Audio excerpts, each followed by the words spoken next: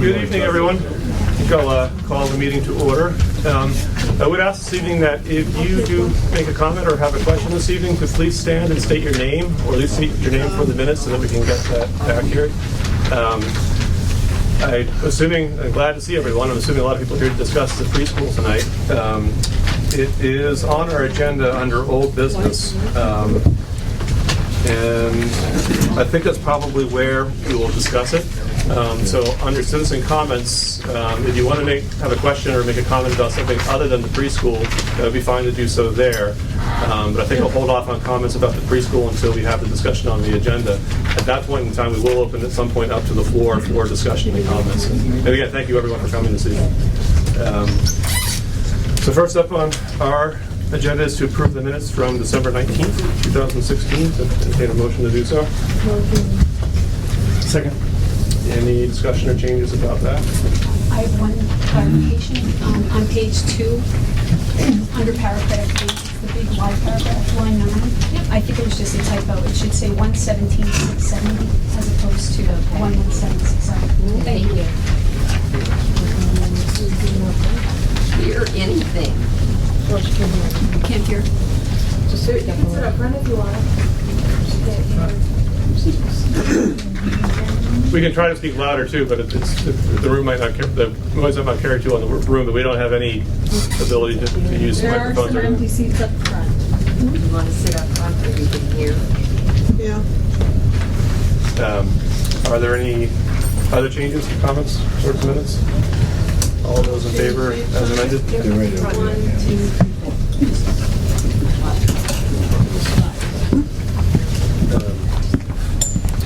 That brings us to citizen comments. Are there any at this point in time? Hearing none, we'll move on with our agenda.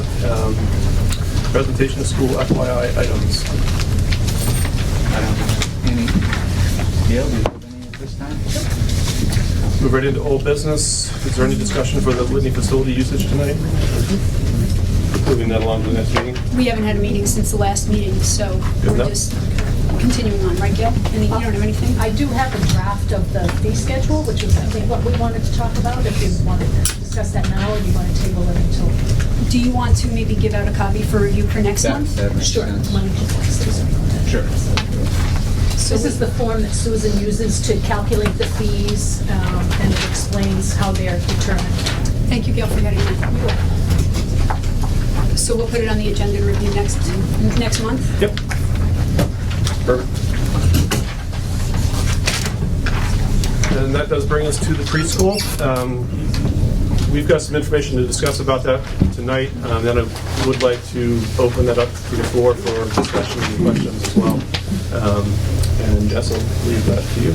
Okay, good evening. So, some recent news. I just got off the phone with the pastor at the Jackson Church, Gail Doctor, who got in touch with me today to let me know that their timeline is not going to match up for 2017-2018 lessee relationship. So basically they have a number of questions that they need to investigate and to answer before they can commit to anything. So the message that I got from her was simply that, they'd like to keep pursuing it if it is something that the board wants to do, but she has a lot of questions that she needs to answer in her own church and her own community before they were to partner with anyone else. So that's pretty much the end result for now. She would like to pursue it if we're open to it, and I did tell her that I would get back with her either way once I heard what the board wanted to do from here.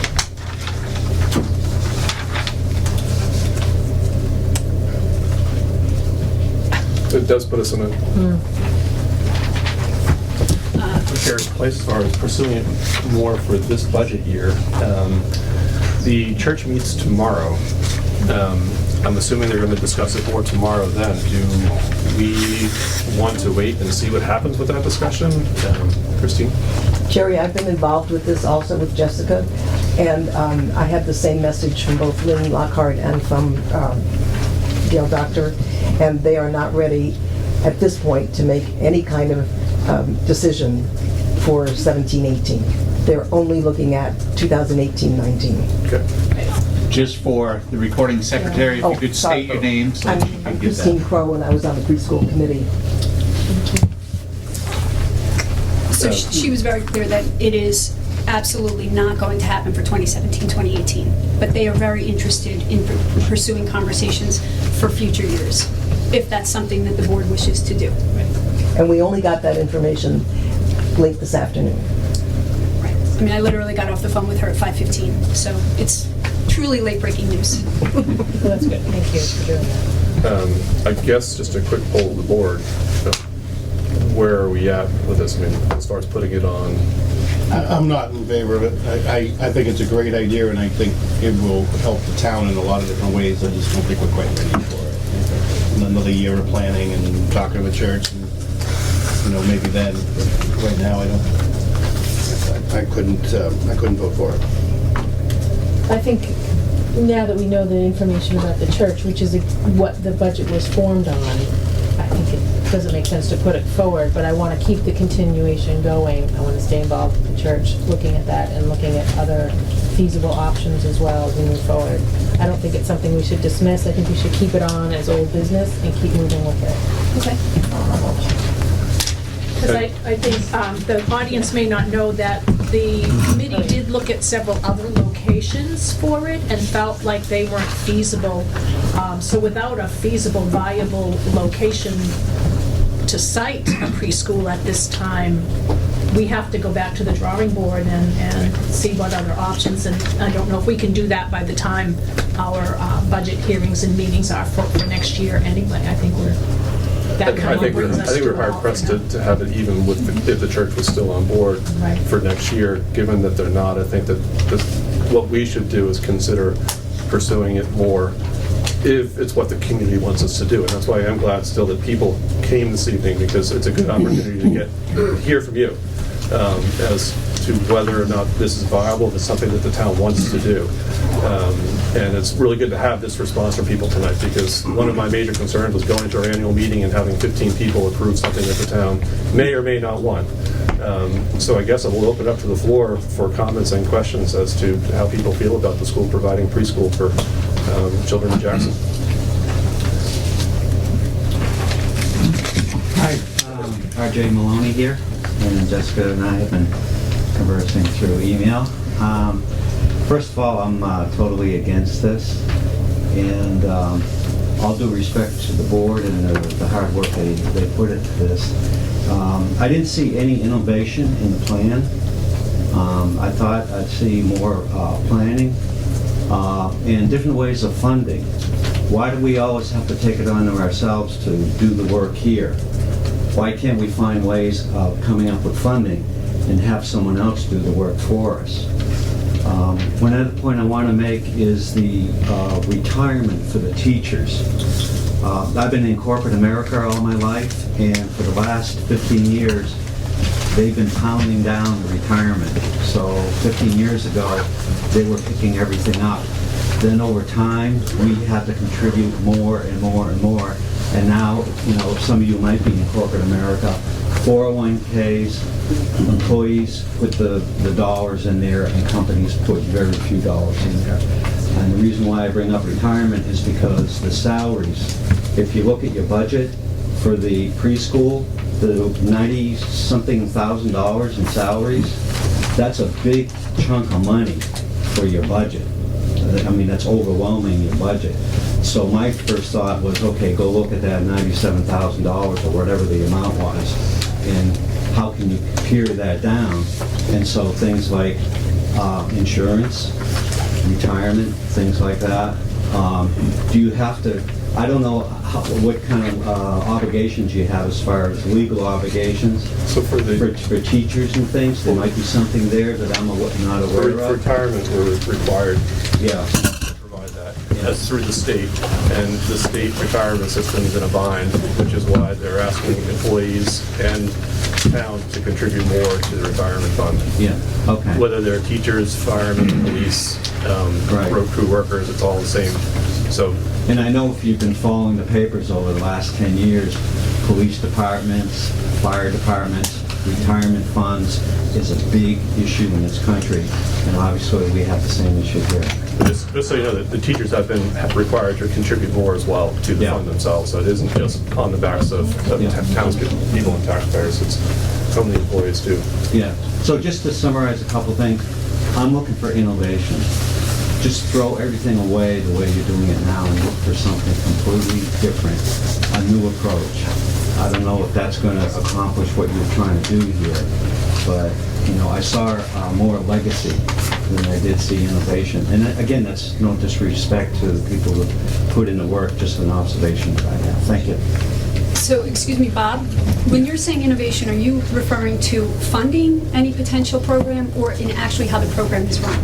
Just so The we know funding. where to go. The funding. The funding, okay. Yeah. Just want to make sure. Okay, thank you. Everyone? Okay, sir. Hello, my name is Walt Cairns, and I just wanted to make a couple notes. One is that it seems as if the structure of the preschool is such that the cost per student is extremely high. I know to get a program off the ground, you have a certain amount of investment that you have to make, but in the article in the Conway Daily Sun, they said that the tuition for preschools in our area, which they counted 14, and I don't know what their geographic limits were on that, but they said that they were between $3,000 and $6,000. And if I look at the ongoing cost of a per student at Jackson, which you estimated to be about $7,000, it's running about $13,000 if you take out the establishment cost of what the physical plant would require. So it seems to me that it's kind of a premier offering, and I somewhat agree with Bob in the sense that if you're going to look to defray expenses of how to do a per student cost in this, maybe alternative funding beyond a taxpayer increase would be a way to try to understand if this could be done. I would suggest doing it on a pilot basis where you identify a 3-year period and see what could be, I guess you could say, generated in the way of interest from the community rather than just start from day one assuming this is going to go on indefinitely. Because I'm not sure it's sustainable in its current form. That's a great comment to hear, because one of the things that I struggled with all along is, if we do it, are we actually going to get the students to come? And if we don't, do we just continue to do it? Right. I like the idea of a pilot basis, running something like that. I think that's a wonderful idea. It's a 3-year period that we're going to try, or a 2-year period that we're going to try, and see what happens, with the idea that we won't continue it unless there's a genuine need for it. That's a fantastic idea. One of the things that does make the funding difficult is the way funding works in this state. Education comes on the backs of property taxes. That's the way it works. In Jackson, we have a very high taxable properties. We don't qualify for any funding from the state. In fact, we give some money back to the state. We give more to the state than we get from the state. We're one of the few towns that actually has that happen. So alternative funding methods, unless the state law changes and budget law changes, there's not a lot of options for us. And I know we have a very high cost per student ratio, but when your fixed costs are your fixed costs, it's hard to change that number. If we were to run a preschool, it's hard to see how we would run one properly without at least 2 staff members, or at least 1.5 staff members, as was being presented. And there's fixed costs associated with that we're faced to pay. The committee that looked into it looked into every aspect that we could for alternative funding and for other costs associated with, for instance, what the church was offering for a rental rate is far, far below a market rate. It's be surprising that even covered their capital costs for allowing us to even use the space. So that was what was attractive about the church, is that we were basically getting a facility at no cost. I mean, the church was basically supplying that for us, which is, I think, why I think we should still continue to have discussions with the church to see if they still would like to offer the property. So it'd be interesting to see how that moves along, because that's one thing up front that was saving us a lot of money. If we wanted to do it in this building or erect a new building for it, it would cost us a lot more to do so. So I know the cost per student is high, but when your fixed costs are your fixed costs, it's hard to get around that. It doesn't mean that we shouldn't pursue it and shouldn't continue to look for alternative methods for funding. And just for clarity, and I do want to thank you, Bob, for emailing me, because you helped me kind of crystallize some of my thoughts as we were getting ready for tonight. But just for clarity, the committee didn't just look at the standard way to pay for things, meaning we didn't just look at, how much can we rely on taxpayers to cover this. We had some very serious discussions about vouchers, about scholarships, about, what are some, at one point someone threw out there, could we have maybe a private group of individuals cover the few students that may need preschool? Is that something that we could do? And unfortunately, none of that was open to us at the time. Just in keeping with late-breaking updates for everyone, there are actually 2 bills that are before the Senate. I just got notice this week. One does involve vouchers. That bill has come back around, which had been vetoed by Governor Hassan last year. And there's another one regarding towns being allowed to give scholarships. So that is something that I think, even if we are looking forward to putting a preschool in the church or here or someone else, I think all of us are keeping an eye on that. We are watching that because we want to be innovative, not only in our programming, but in paying for it. Because I can tell you this, and this is what I told Bob. I said, Bob, I am as conflicted as the rest of you, because philosophically, I think we all, I can tell you this, as the chair of the committee, we heard unanimously that Jackson values education and we value early intervention, and the issue is how to pay for that. Because all of us need to save money, whether we're raising kids or whether we have no kids or whether we want to go on vacation, right? So we're trying to balance that. But I appreciate you guys saying that, because we're trying to keep it in mind. And if you have ideas from the corporate sector, from the nonprofit sector, anywhere, bring them. We would love to be the first town to have something new and exciting and innovative that doesn't rely on the same old parallels that we've always used. So thank you. I'm Kathy Kierans, and I'm not in favor of this, although I understand the reasons, again, and appreciate all the work. But I keep thinking of the other 14 preschools that are there, and I know from talking to one of the directors just this morning, a lot of them are struggling to keep doors open, get things paid for. It would be great if we could support the kids, but somehow without taking away from the pre-existing schools that are there and operating and much less expensive. Another idea we've discussed is there's, occasionally you hear talk in Jackson about some help with low-cost housing, and something like that, if you could try and get that along with help with preschool, maybe the whole package would be more attractive. But right now, I don't think there's any other, reason. But Sarah Clemens. I'd like to know how many students we're talking about at present that you feel that you need to continue this, and to again say, as this lady just spoke, there are already established private preschools for children in the area, and they employ our residents, our citizens, and that concerns me greatly. And it also lessens the burden on the taxpayer. They do go to, obviously, the preschools that are already in existence. But I keep hearing we should do this, but I still don't hear any numbers. How many numbers do you see in the immediate future, not next year, but the year after, of preschool students that we have? And I know at attending the other meeting, it was brought up about worries for 3-year-olds and not getting the same education and being equal to those that do have them. It's my understanding that I feel as a parent that if I felt my student was preschool age and was not developing in the proper manner, that, whatever you want to say, I don't know how to say it correctly, but that you would speak to your pediatrician, or your pediatrician would speak to you if you had a special needs or a student wasn't at level.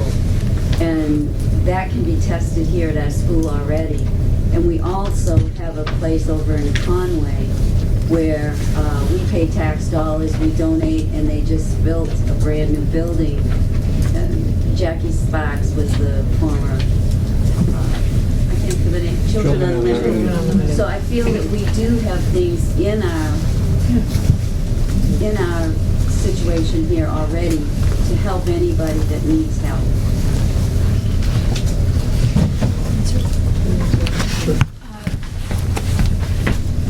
So, from what I've heard in talking with the board, none of us have said we're doing this. That's why we're here tonight, is to make a decision, one way or another, about direction or on the specific issue of whether to put it on a warrant article. For those of you who have not been at previous meetings or might not know, the board did not initiate this conversation. We were asked by taxpayers to put this together, to look into this. This wasn't something that we came up with on our own. So this was a request by taxpayers to come up with and to investigate and to kind of figure out what we were doing. The numbers that we have, and you might be able to interpret this better than I do, but basically, I think, Sarah, what you were asking is how many kids would this serve? And what we know is, based on a snapshot from census data and from the families that we've been able to track down, we know that we're looking at 7 to 10 potentials for what would have been the 17-18 year. As far as future years go, I can tell you this, I think we had a change in demographics up until the day before school started this year. So on average, what would you say it is, Gail? I mean, that we're Well, looking at. as you said, we had 4 new families with 5 children move in September. A couple of them have moved since, so, you know, it's in flux all the time. But based on the census data we have, we did say for at least the next 2 or 3 years, it will vary between 7 and 10 students, presuming no one moves in or out, will be in the 3 and 4-year-old age range and eligible to attend. And Sarah, I think you also touched on a question about serving special education students. The fact is, we're legally bound to pay for their, and Pam Stimson, I think I saw you, please correct me if I'm wrong, but I think we are already legally bound for children ages 3 and up who have special education needs who have been identified. Obviously, there's a concern for parents and children that are not showing up, either at a pediatrician's office or in a school or somewhere where they're noticed, missing early intervention. So that's a concern. But the other issue is that so we're paying for those kids anyway.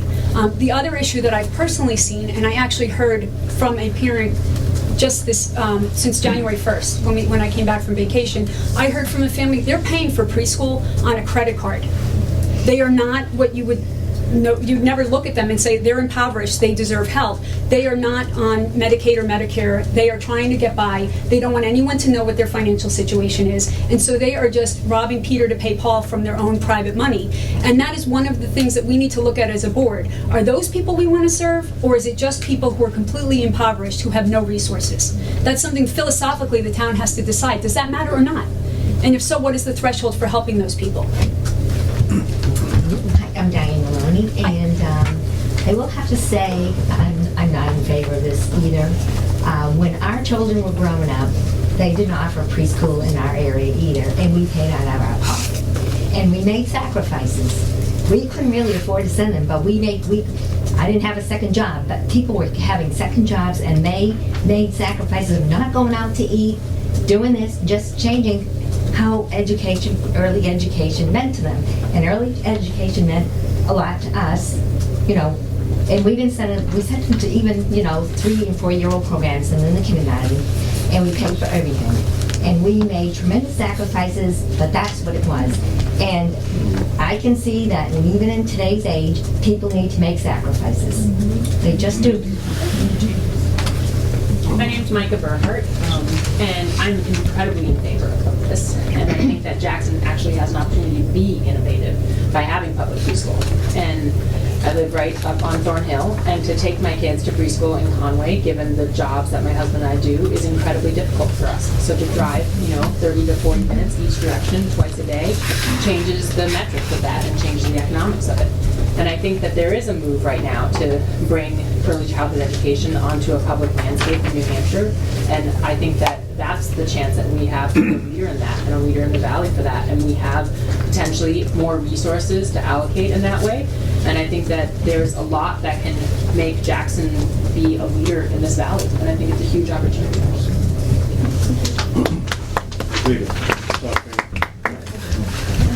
You asked a couple questions, if you don't mind. Sure. What are we looking at for actual taxpayer consequence for this? Well, yeah, I mean, the total expenditures for the first year is $117,600. So when we looked at it, the tax, I think the tax rate was for a $300,000 home, $72. $17. $72 And for a $300,000 home. second question for me is, how many of the towns in the valley actually have a preschool, and which one does not? Are you talking public or private preschool? Publicly. Oh, none. None. There are none. But each town actually has access to one within relatively. 'cause I'm But we trying have to build private up what you're preschools. saying. For me personally, and for myself and my wife, we both work, okay, 3 jobs between us. We're talking a 45 to 60-minute round trip every day to bring our kids to preschool, okay? I have 3 children. My daughter Adelaide goes to Montessori. It's fantastic. I believe you should. Okay? She'll be well past that by the time this comes into force. I just want people to understand from our perspective, okay, as parents, both working every day, it's extremely difficult to try to manipulate all these activities and get it done. And for me, I think Jackson really would benefit quite greatly from preschool. Personally, at $72 a taxpayer, I have seen this town, and anyone that knows me knows that I'm extremely fiscally responsible when it comes to taxpayers' money. Okay, I don't like to see any taxpayers' money being spent without a floor, okay, without anyone being able to come up and stand up and actually voice their opinion. Okay, and for $72, think about the enrichment we're putting on these kids. We have control of them here. They're in the town. They benefit the town every day. Okay, they interact with the town. They come with the town. Okay, we have all the businesses that are here. I have 13 employees myself, and I also work overseas. Okay, so for me personally, the $72 for our kids' future to be right here in a controlled situation where they can gravitate right from the preschool right into our elementary school, I think it's a small price to pay. As long as the majority votes for it. You know, I certainly will never support anything that the town spends our taxpayers, which we all work very hard for, without our authorization. You know, so for we tonight, I know we're not going to close this issue, but I think it's important to at least propel this down the road, continue the research. I know the board's put a lot of time and money and their own personal time and money into this, and I'd like to see this continue and try to find a common solution which meets everybody's goals. Fiscally responsible. For me personally, I'm happy to pay tuition. All right, I'm willing to bear my fair share of the entire cost. That's my own personal opinion. So, like we say, we're working for innovative solutions. I work for one of the largest companies in the world. Okay? We're innovative every day because we have to be. Times have changed. But nothing's more important for me than our kids. So, that's nice. What's your name? I'm sorry. Todd, great. Thanks, Todd. Peter? Thank you.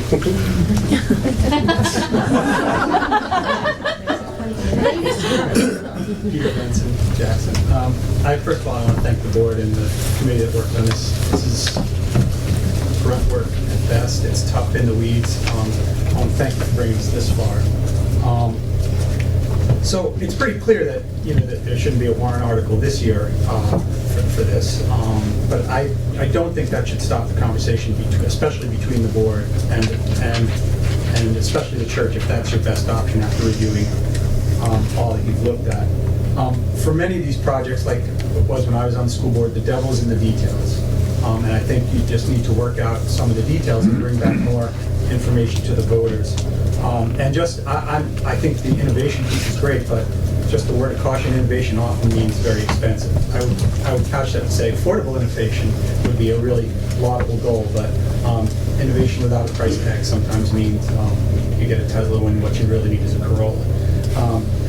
Jackson has always had very high per pupil cost. We always probably will, based on our structure of low student numbers and high property tax valuation. That's not going away, but I ask people all the time, would you rather have a high pupil cost and a low valuation, or have it be the other way around? This is the structure that we've been dealt with the state. There's no way of getting around it, but I still think that education in this community and expansion of education is pretty affordable, and most importantly, it's an investment. It's not a cost if you do it out of the I'm a church member, I'm going to the meeting tomorrow, I'll certainly reiterate this at the church, but I would encourage this conversation to continue, not to drop this, to form some sort of bipartisan, is that the word, or two-sided committee that can continue to work on the details and see how we can get, maybe get this, so this time next year, we're talking about more concrete detail. And finally, I just want to thank everybody for coming. This community has always valued education, the investment in education. It's great to see you all. Great to see people here tonight. Hear all points of view. Thanks. Thank you, Peter. Emily? My name is Emily Benson, and I was actually a teacher at Little Peachtree Montessori School when it was located over in the church, and I currently work for Carroll County Coalition for Public Health. One of our community health improvement priorities is early childhood, early parenting support, and we have been working very closely with Children Unlimited and a whole variety of early childhood educators and other community members throughout the county in really looking specifically at the importance of early childhood. And most recently, this past in 2016, taking part with SAU 9 in a public engagement process, looking at the importance of early childhood and the accessibility of quality early childhood programming for our kids. So this is also, that effort sort of stemmed from the initial efforts 2 years ago with Bartlett and Jackson looking together at early childhood programming for our kids. So I am happy to say, Todd and others, that this is not ending. We are continuing our work based on input that we've received from folks over the course of last year at really trying to make people understand why this is such an important investment. I can give you some numbers for every dollar that's invested in early childhood. It used to be that you get an $8 return. Now it's actually up to $13. So these are the little ones who are going to be taking care of all of us in the years ahead. It's a continually changing landscape. We have a lot of policy changes that are coming down. I mean, this is what Jess certainly brought right forward today. Things are changing. So we want to keep you all informed. We will be doing presentations, not just for Jackson, for everybody. You know, it's our kids, we love to keep them here every single moment of their entire lives, but they will be going off into the wider world. So if we can lay that foundation for our kids to be successful, that is a huge investment to, I get the current concern about tax dollars, but there's also ramifications down the line. So you will be hearing from us. We have our full project summary on the Raising Mount Washington Valley. It's going to be up on SAU 9 soon. I have my card. I'm going to give it out to certain folks, and be happy to share that report with you. And there are multiple opportunities to get involved in this effort, bringing the information out to our local libraries, to small groups. We love to hear everybody's perspectives because and we're working with our local early childhood providers as well, understanding the challenges that they're trying to fill their programs. What is the impact of the possible public pre-K program? So I urge you to contact me if you have any questions before I contact you. Thank you.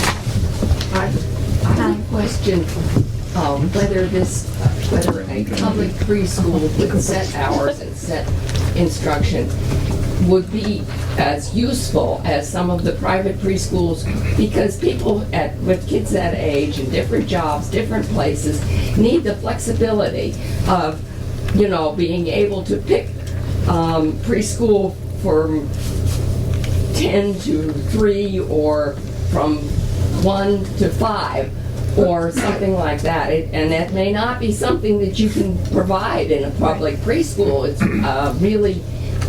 you really need some kind of a private,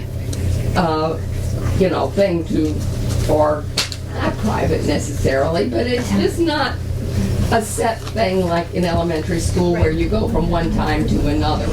And some people may need preschool on Saturday or whatever. It's not necessarily true. And it's also my thinking that I know we prayed for preschool when our kids were preschoolers, And the fact is that preschool is for 2 years. Taxes last forever. And they go up forever. So where you're paying maybe a little bit now, you'd be paying an awful lot later. That's just 2 comments. Did we ask your name? GC. Jeannie, just to, I hear what you're saying. One of the things we did try to look at, and I can tell you, it's almost too bad we weren't able to, well, we probably would not have wanted it at the time, but it's too bad that our meetings were not recorded, because we had a group that was very diverse in our opinions and our backgrounds and all of that. And so one of the things that we really had to bat around was, what do you make a day look like for a preschooler? Because some kids nap in the morning, some kids nap in the afternoon. How do you meet all of these needs? And is that our obligation as a town and as a state, right? I mean, we all have different ways that we want to raise our kids and things like that. And one of the things that we ended up coming up with was, well, why should our taxpayers have to shoulder the burden for the whole thing?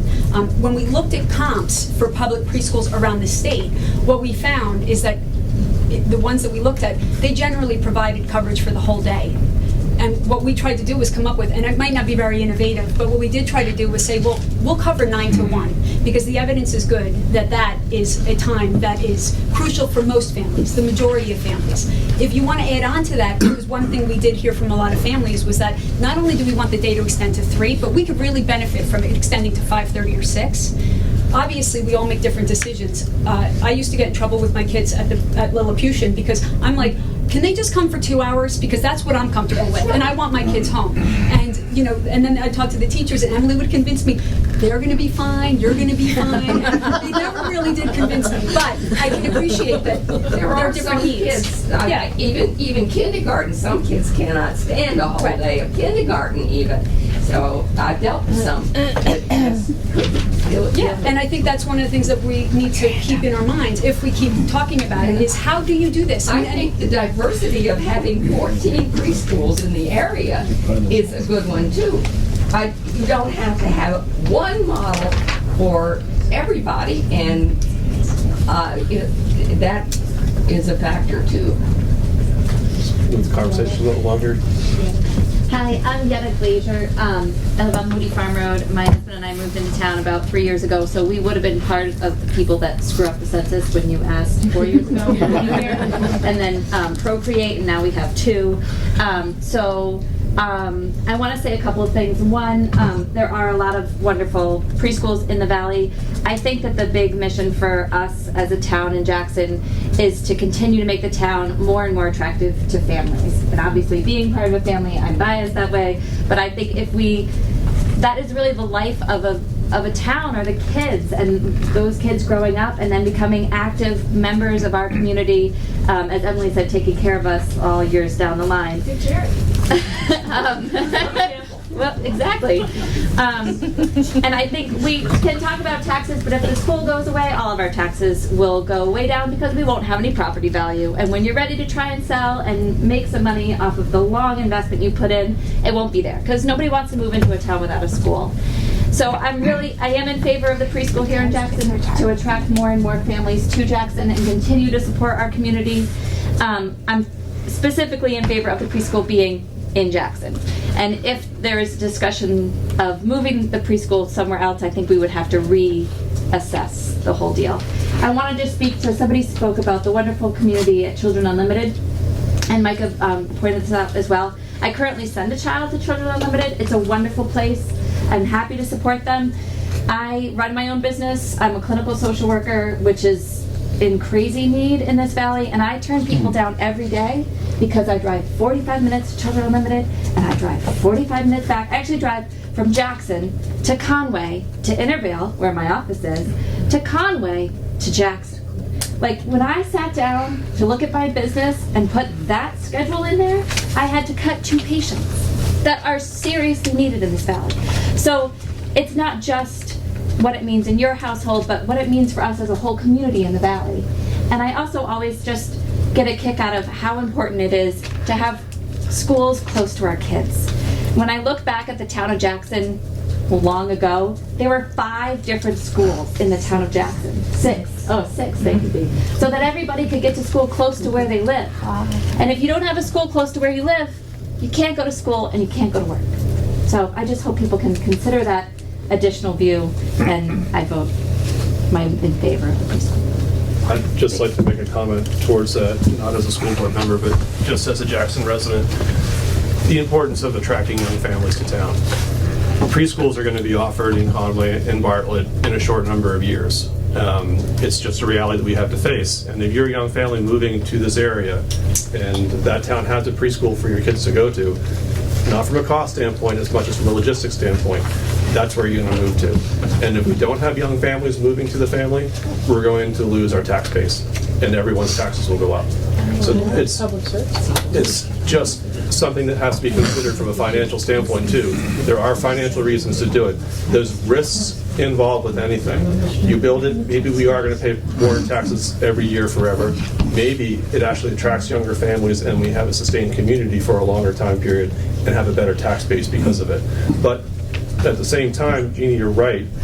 If we start this, its costs are only going to increase with it. No matter how innovative we get, every year the costs are going to go up. We just need to be realistic about that. And my other question is, why did the preschool in the church move in the first place? Was it because there wasn't enough kids? They're a for-profit. Yeah, I know, but They have not. they left. They left. Is not. And it may have been because they weren't getting enough kids. They outgrew the space. No, they didn't have enough students. They didn't Saying they outgrew the space.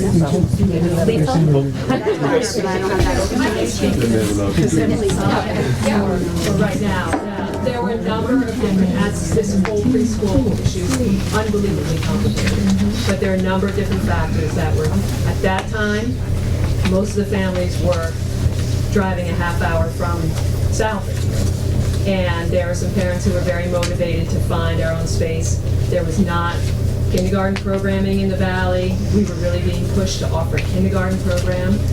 A space became available in North Conway, and so we made that move. Okay.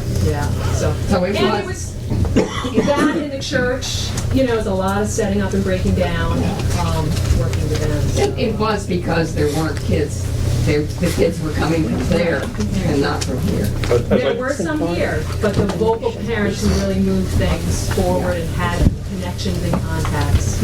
Yeah. Thanks, Emily. I'd like to move on to some other people for comments and questions.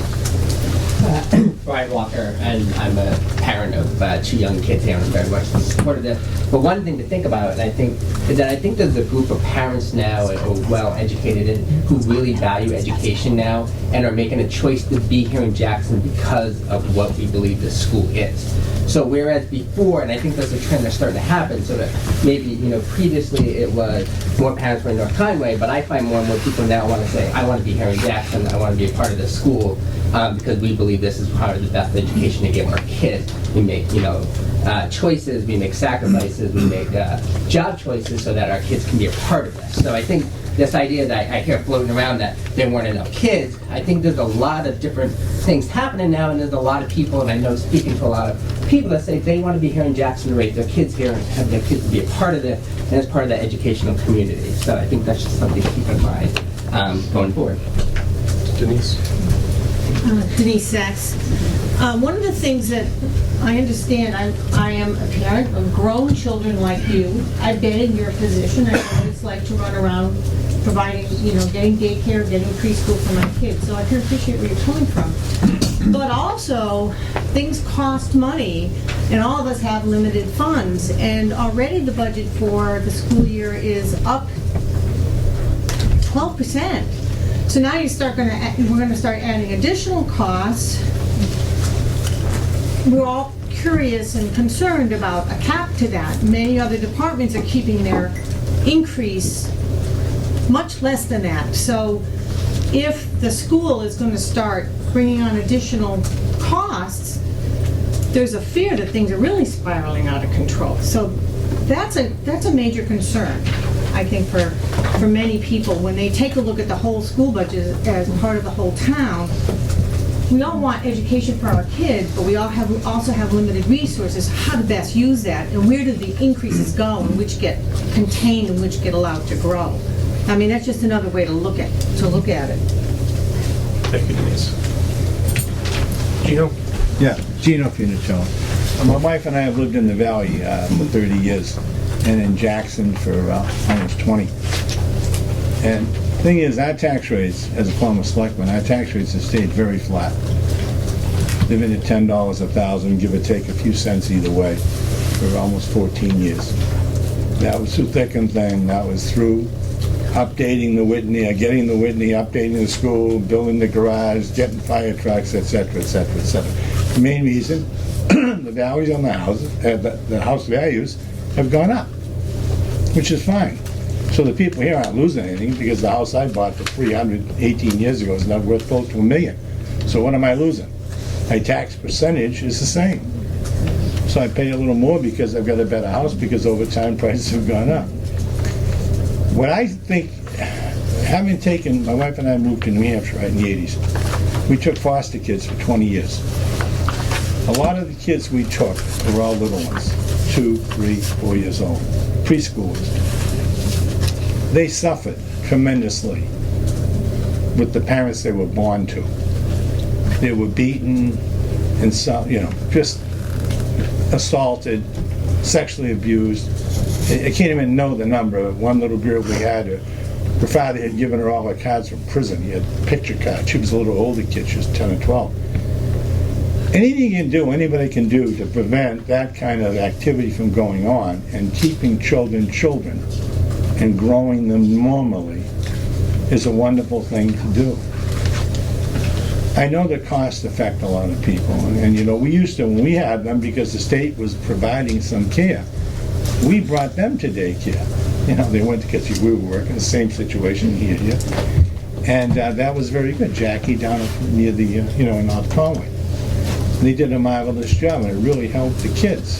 And we brought them, put them in the Bartlett schools for a while when we were living in Intervale. And my wife and I have been taught, computers to little ones in the early 1990s. The thing I think you ought to look at, really, I think maybe, and maybe you can't do it, maybe you can, is means tested. If someone's got $25 million, you really don't have to provide daycare. But you could have a daycare. You could have a 3 and up kind of situation. Because those are the same kids you're going to have, mostly, when they're 4, 5, and 6 going up through your school. So you meet them a little earlier. And I'm not really against it. What I would kind of fall down on is if we're providing something like that to people who already have, an Aston Martin parked in the yard and they've got millions of dollars. I tend to disagree with that kind of, when we got foster kids, we were getting paid $128 a month for a foster kid in New Hampshire for the first 5 or 6 years. And we had 2 little ones at a time. I paid more to have my dogs boarded. I was paying $25 a day to board a dog. We would get less money, much less money for children. So you really got to look at this from everybody's going to look at it. We're not going to take our money with us, those of us who are worried about taxes going up in the future. The kids are going to be here, helping to build out a system, hopefully. But I think means testing might be an idea. Just look at it. I don't know if you can or not, but that would be my thought on the subject. Thank you. Thanks, Gino. I think we'll try to limit the number of comments. Sasha, I know you've been waiting pretty patiently over there, so give you an opportunity. I appreciate it. Hi, I'm Sasha Tracy, and I come at supporting preschool in our community from a little bit of a different perspective. I think about community and economic development a whole lot, and I look around our community, and we have invested as a collective in incredible infrastructure here, unlike anywhere else in this valley. People come from Madison and Tamworth and Conway, they come from Maine, they come from parts downstate, and they admire this community and the infrastructure that public funding and philanthropy have built here. And I'm not someone who would have a child in preschool, but I look around this room and I look around our community and I have a fear, which is that our population is aging really rapidly and the population in this school is stable or in decline. It's not growing. And one of the ways to attract new people and children is to offer them resources. And yes, that means that there are probably going to be people who you support who could pay $3,000 or $6,000 a year, who could figure it out and pay for their children to go to a private preschool. There are also going to be people for whom that difference, that $3,000 to $6,000, we were talking earlier, you asked a question about how much it would cost per person, $72. $72 is the difference in the tax difference for most of the people in this room. For some families, the difference between $3,000 and $6,000 is the difference between whether they might be able to afford to live here or whether they have to move to Madison. So I would just ask everyone to consider, when you're thinking about this, not only the granularity of the education issues at hand. I think great questions were asked about the budget and the type of education and the timing, and this group will hopefully work on that, but to also think about investing in this community as a whole and the lifeblood of what it will look like 20 years from now. Thank you. Penny? Penny Miller, I was on the preschool committee with Jessica and the others. I just encourage, I am in support of early childhood intervention and getting more young families moving to town. It is, families make the town what it is. I also suggest looking at the big picture and being innovative with the funding. And I'm coming from the perspective of, if we look at it as having it over in an external building, we don't have as much flexibility. If we were able to bring the preschool into the school, we could lower costs because our teacher ratio would be able to be met with teachers that are in-house. We'd have more flexibility if the population went down or if it increased, even just for a pilot program. And part of that is we don't have enough space here. But one thing that I've been an advocate of is looking at moving the sixth graders over to Bartlett, and that's something somebody has mentioned tonight. By the time the kids have been here from kindergarten through fifth grade, they are jonesing to get out of here. They're ready to expand. They're ready for more sports. They're ready for expand their social circle. And I have two kids in Bartlett now who have gone through the whole Jackson preschool, Jackson school system, as well as went to the Montessori schools in town. So, in terms of looking at funding, looking at the current budget, there's discussion about receiving quote-unquote a donated building that's from the sixth grade for the coming year. I looked at the school board minutes about a key lock system at the tune of about $32,000, and also the contracted nurse. We used to have Penny, just to clarify, the locks we're looking at is $12,500. The locks? Yeah. We turned down this. Then, so the quotes were 12 and 32, but either way, $12,000 for a lock system, when I think that should be open for discussion, as well as the contracted nurse. In the past, we've had Ann Cantac and other Anthony Haggerty at a much lower rate, and then we contracted with the Bartlett school nurse at almost twice the cost. So just looking at within the budget for places to cut in order to help make this a reality. I'm Jack Tracy. I just had a question. That's an interesting option, and I can't help but think that there's an intermediate option here, and I'm curious, could that work? If you moved the sixth grade, Your taxes will go up more than the previous. Hold on a second. So, I think this is a good kind of closing off point for this discussion, and I'll explain kind of how we're going to move this forward as a board. I believe that we're all interested in pursuing the topic of preschool and how to present it to the town and the options for the preschool. We're going to pursue that, so we'll probably form a committee to continue to look at our preschool options. One of the things we've discussed already this fall is that sometime in this coming school year, meaning sometime this spring, we're going to also set up a committee to explore the idea of moving sixth graders to Bartlett, because the question has been posed to us, so we're going to explore that as well. What we know up front about moving our sixth graders to Bartlett is that that's going to cost us significantly more in our budget if we choose to do so. That's something that we would look at, though, for educational reasons, not because of cost reasons. We know up front it's going to cost more to do that. What we don't know up front is if we move our sixth graders to Bartlett and bring a preschool into the school building that we currently have, is that aggregate cost going to be less or more? We haven't explored that yet, but we do know that the cost for sending sixth graders to Bartlett is significantly high. It would add, just on average over the next few years add $250,000 a year to the budget. We are moving into, our budget hearing is February 2nd. It would be great if we got this kind of turnout for that. I think I'm going to move the discussion on from the preschool for now. It's been wonderful to have you here this evening. If you did come this evening specifically for the preschool and you want to leave at this point, you're certainly welcome to. But again, I'll read it, that we are having our budget hearing on February 2nd. Our budget is up. The operating budget that we're presenting is up about 12% this year. We'll be presenting that and hearing comments about that at our budget hearing on February 2nd. We are looking at ways of being conservative in the budget because of that. For instance, we're pulling out money from the special warrant article monies this year to be passed because of that. We're trying to mitigate some of those increases. Some of those increases, most of those increases come from tuition rates that we pay currently for Bartlett and currently for the high school. And that is something, because we have such a small population, when it swings up and down from year to year, we're going to see spikes and we're going to see dips in that. And this year, we're seeing an increase in tuition not only for the high school, but for Bartlett as well. It's probably the largest factor in our budget increasing. So we do take all of those things into consideration when we explore these avenues. Christine? Christine Crowe. Jerry, when are those tuition rates negotiated?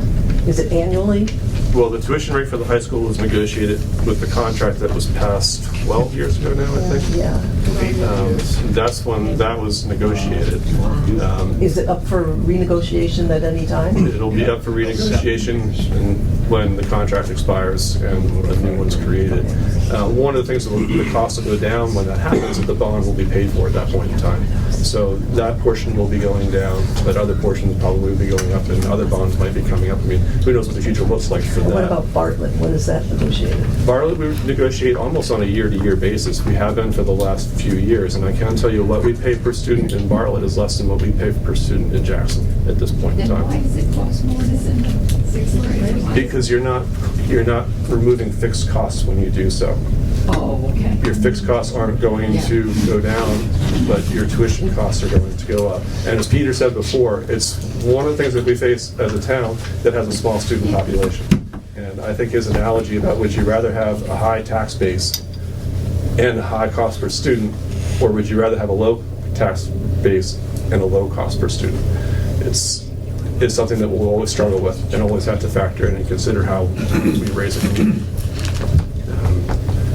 And I think we'll discontinue the discussion about the preschool at this point. I really do thank everyone for coming tonight, because this is what we didn't want to do with the school board. We didn't want to go into our annual meeting and have 10 people pass something that the town may or may not want. So thank you all for coming this evening.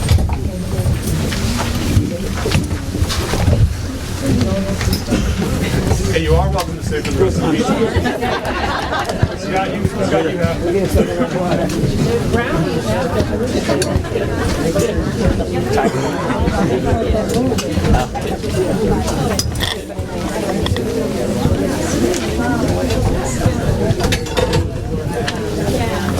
Hey, Harry, how are you doing? Pretty good. Yeah.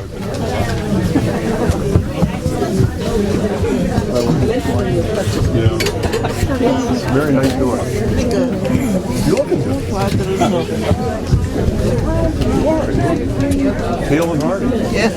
You getting out walking today?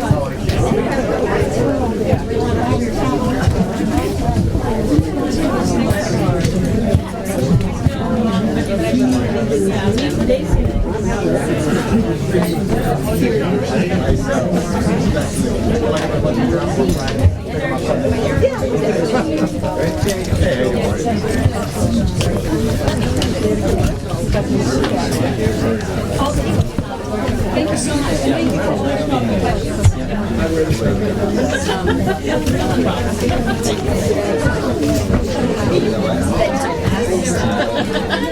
Actually, that's a good idea.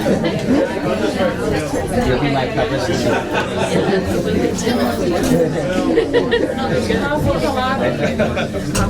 Coffee and brownies are in the lobby.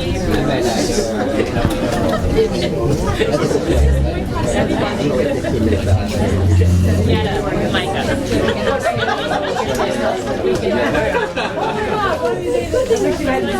You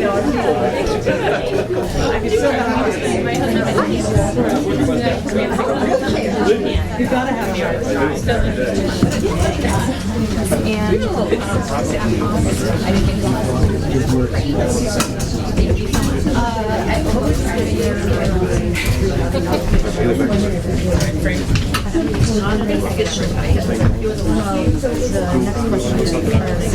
Move down to Loge. How are you? Yeah, I think if they, Still here. that up there.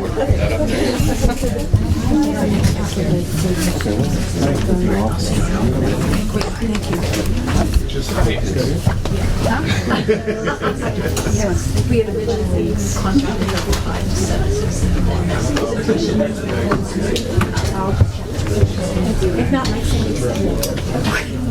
It's, well, it's currently in the budget, so we need to talk about it. So it's in the draft of the budget. Yeah, I think it's. At 30-some thousand? No. 13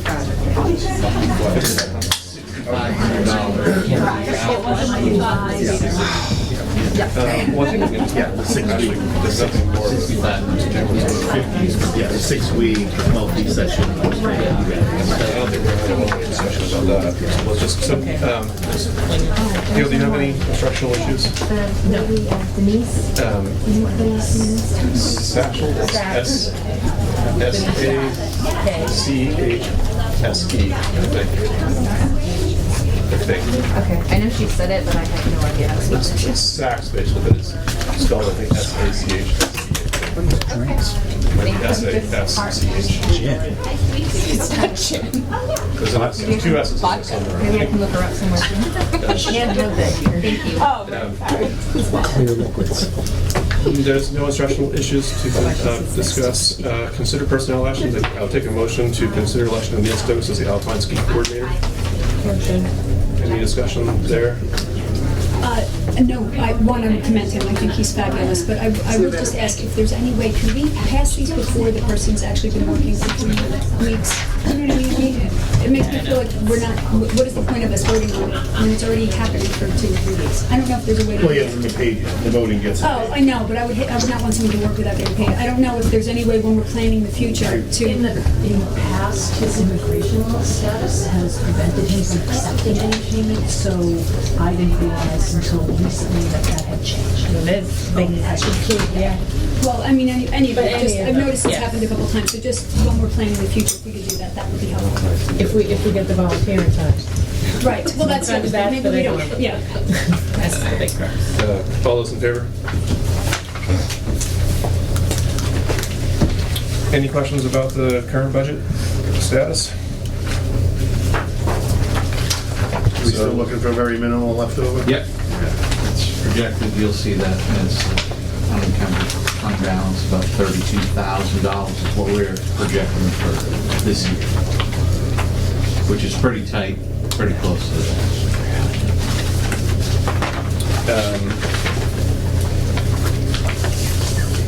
That brings us to review of the proposed 2017-2018 budget.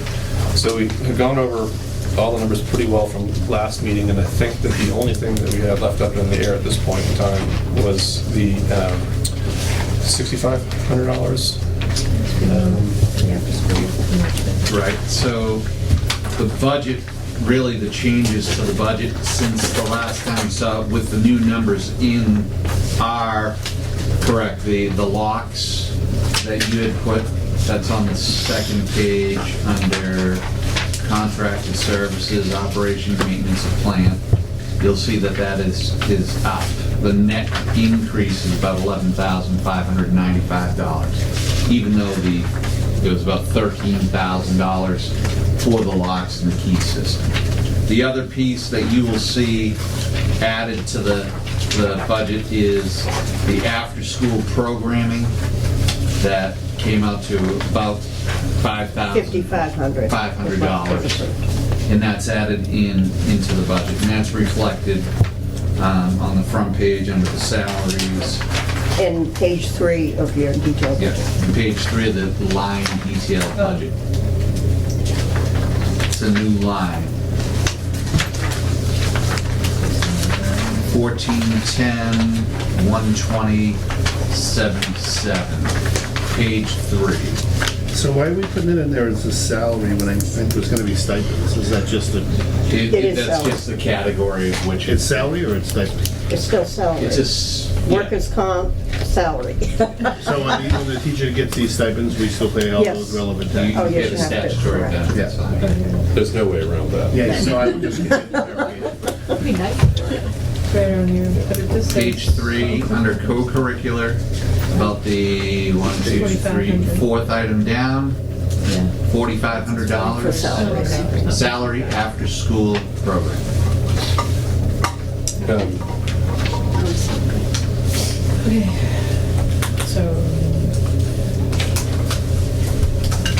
So when Gail had presented the other option that we were looking at, I think that she was met with a lot of resistance, and so she came back to the drawing board and offered us this, and we left it at that last meeting to discuss it more at this meeting, so that's kind of, I think, where we're at as far as the budget is concerned. I will just go back quickly to the locks. For voters' sake, if there's something that voters from the community feel that they're strongly opposed, they do have the ability at our annual meeting to raise or lower the proposed budget with an amendment. And if you have a specific idea in mind where you want to see something cut, you would raise to make a motion at our annual meeting to either increase or decrease the budget with an amendment towards an effect towards something. The locks was something that the school board felt at this point in time was something that made good safety sense, and from a fiscal standpoint, it wasn't a lot of money to spend for really good security, and that was what drove our decision to do it. We feel there wasn't a lot of money to spend to secure our building in a very practical and safe manner, and that's why we decided. And it was also support of Homeland Security came by to do it. Yeah, and it was on a recommendation of Homeland Security to do it, so, you know, it was. All of the districts. And all the other schools are already doing that, I believe, right? Are there any more? They're already. They're already. I think Bartlett's spending 30 something. Oh, it's all locked up. We were With presented, the wrong company, but it's all done. we were presented with a $32,000 bid to do it, and we thought that's just too much. So we went to the drawing board and looked at other proposals and came up with that. So it was a pretty well vetted process. So that's why that was supported. The only thing left at that point in time was where are we going to go with the $5,500 stipend position. And for my position on that, I liked that proposal a lot more because it gave the school and Gail a lot more flexibility in how some after-school enrichment program was going to be offered. And to me, that's a much better way to define enrichment programming versus what might be considered just daycare. If it's done on a regular basis and parents can sign up for it, that might be harder for the community to swallow. I think what's being presented here is an actual true enrichment type of programming. And that's why I can support this at any rate. Gil, was there a document that was given out? Because I don't have that. It was, At the last meeting, this is my copy, but if you want to take a look at it, Jess, I have it on my computer anyway. Okay, thank you. It basically covered 2 days a week. What I did is I looked at our entire year in terms of Nordic skiing and soccer and the things that are currently in place, and felt that Mondays and Wednesdays in general are days which there's no library or other things offered, so that, and talked with the teachers about them feeling that they would love to offer things like robotics and painting, and if everybody did shorter sessions, 6 or 8 week sessions, we could offer them on Mondays and Wednesdays from approximately 3 to 5, and we'd do that in 6 or 8 week sessions that parents would kind of sign up for and pay a little something for as well, so that they could offset some of the costs, so that we would be offering something, say in soccer season, if the kids are playing soccer Tuesday, Friday, then they have Monday, Wednesday, they could put together kind of a program that would meet their needs as well as offer some enrichments to anyone that wanted to participate. So that was approximately 75 sessions and paying the teachers a set stipend for each day that they offered rather than hiring a person, which was my initial proposal, was to hire one person to coordinate the program for all year, but that was significantly more expensive because it involved benefits and things of that nature. So this was more or less a compromise position. The only caveat is that I have to have staff people that are willing to do those days a week for the whole year. So it's not as consistent as having one person hired for that position. However, it does increase the amount of enrichment time and after-school time that we can offer. I feel like that would also, I don't know if that's appropriate to comment now. If you just give me a moment, I just want the board a chance to flush it out, then I will open it up to the floor. Yes. The only thing I wanted to clarify, one thing on what Gil said, I don't know from my point of view on the board, the money that we would be asking these families to pay wasn't so much to help us recoup some of our costs as it was that we're hearing that these classes may fill up. So if you're going to sign your kid up for it, bring them. And by having a normal small fee, maybe it helps with that commitment and they show up. So some kid who wanted to get in who didn't get in, So you're not asking to budget any net revenue, I mean, you're not looking at revenue as something to offset the cost, we're just looking at the cost. commitment, more for commitment purposes. Right. Any idea what that nominal fee is? Did you talk about that? No, we haven't really. Still looking at it, okay. Whatever it is, okay. And there would be obviously some kids who would need scholarship for that. And I have, standards that we use for, say, the summer camp. Any free and reduced lunch students would get in there. And are there any concerns over a sliding scale fee? Do we need to worry about that for offering something for sliding scale I fee? think we were talking like minimal. There are two different ways that you can do it, if I might. You could do a registration fee that is a simple $5, almost like a whole fee, a commitment fee. Or if you wanted to, some may be a little bit more expensive than others. So if you were doing a cooking activity that you didn't have materials and supplies, depending upon what that was, there may be a fee that this is a lab fee. So materials fee. Materials fee. Okay. We good? I'll open it up to the floor first. The comment I was just going to make, Gail, with having the ability or the flexibility to have a different teacher volunteer for a different enrichment program will allow you to have different teachers or different educators with an expertise to offer a program where if you had one person all year long, they may not be comfortable doing robotics. So therefore, our children are going to miss out on this. This will at least allow flexibility to have different people offer different enrichments that may appeal to different types of children who have different interests. Would material fees come out of, you might charge material fees, but let's say you want to start a robotics club and you got to buy the Mindstorms kits or whatever it is, whatever. It's $300 a kit. Where is that money going to come from? We have all kinds of options for that. We have our PTOs very generous in that they give each of the teachers and myself the $200, we have little accounts through the PTO. We have some grant funds. We have philanthropy every once in a while where parents donate. And if it came down to charging a materials fee for a particularly expensive option, as Kevin and Keith said, we could assess that as well. You could always borrow from other schools. We've done as that. well. Okay, great. Okay. Right. And then is there a salary for whoever's organizing it? How does the organization work? Who's keeping all of the different? Well, that'll be combined as it is now. Jenny Meyer, the enrichment teacher, is the one who does up the permission slips and so forth. Susan is the person who collects the dollars and keeps the rosters and hands them off to the teachers. And I'm the one that kind of coordinates all of it from the top. So it's a combined effort to keep that all organized. And Jenny will be putting them on the enrichment calendar as well as Susan on the newsletter to try to, keep people informed about what we're doing. So it would just be it's a sort of an joint extension effort. of what you've got? It will be. Okay. Yeah. And filling in where the community might not already be offering something. Right. So, thank you. That was a concern I had when you brought it forward initially, so thank you for responding to that. Because to come up with something to compete with something that's already there didn't make sense, so thank you. Thank you. Any more at this point in time? comments about general budget. Sure. These are just 3 points of information just as you move forward towards budget season, because I think there's there is some misinformation out there, especially in this town, about taxes and things. So just based on my research, that adjusted for inflation, Jackson's taxes are lower now than they were 25 years ago. So when people say our taxes are just out of control, if you adjusted for inflation, the tax rate is lower now than it was 25 years ago. That's good news. Jackson has always been in the top 5% for the lowest taxes in the state of New Hampshire, lowest combined taxes. We're usually around 10th, 11th, 12th place out of 237 municipalities. So it's really hard to find a better deal somewhere else, in my opinion.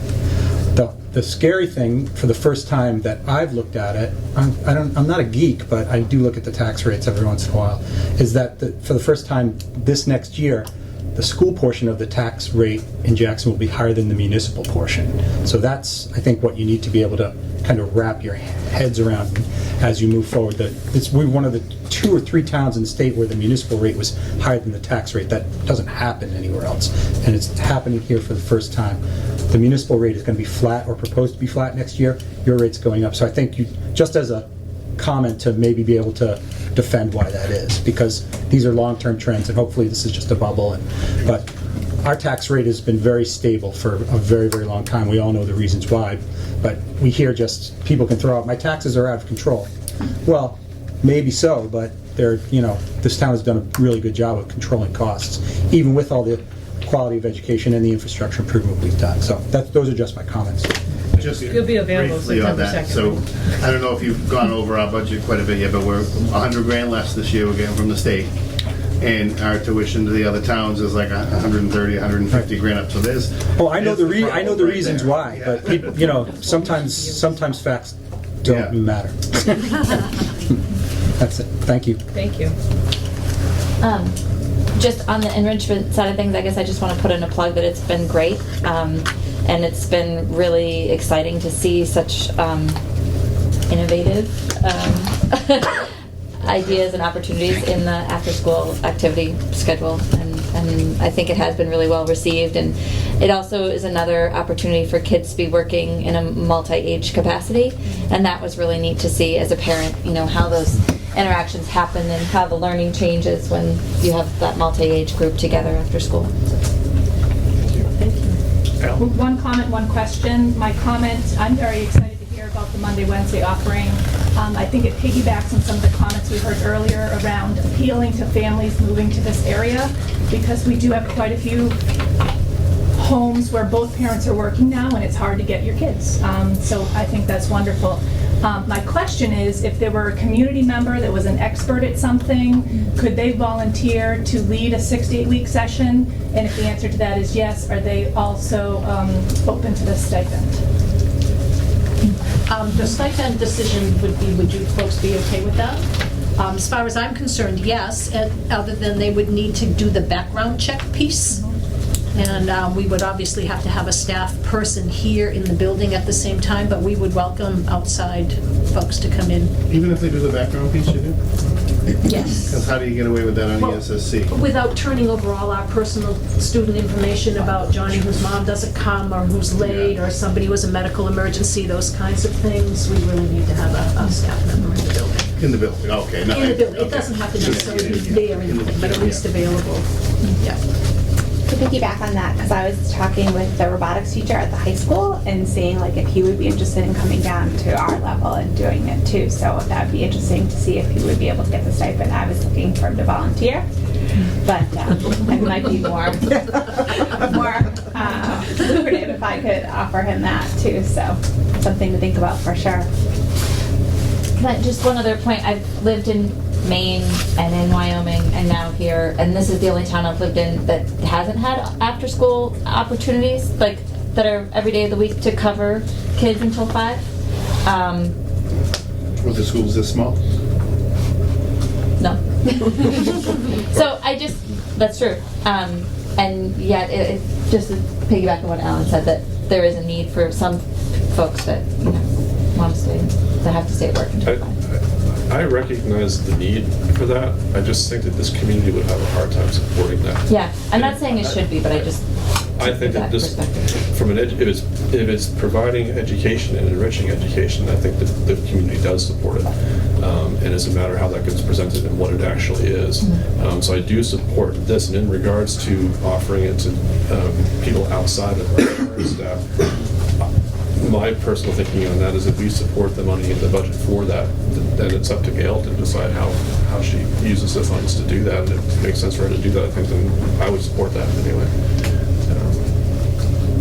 Just my 2 cents. Oh, sorry, go ahead. No, just to clarify, yeah, typically what would happen is Gail would submit, just for whatever it is program stipend. You folks would actually elect the person because you're authorizing spending that money. So yes, they would have to have the background check done. You wouldn't want anybody in the school.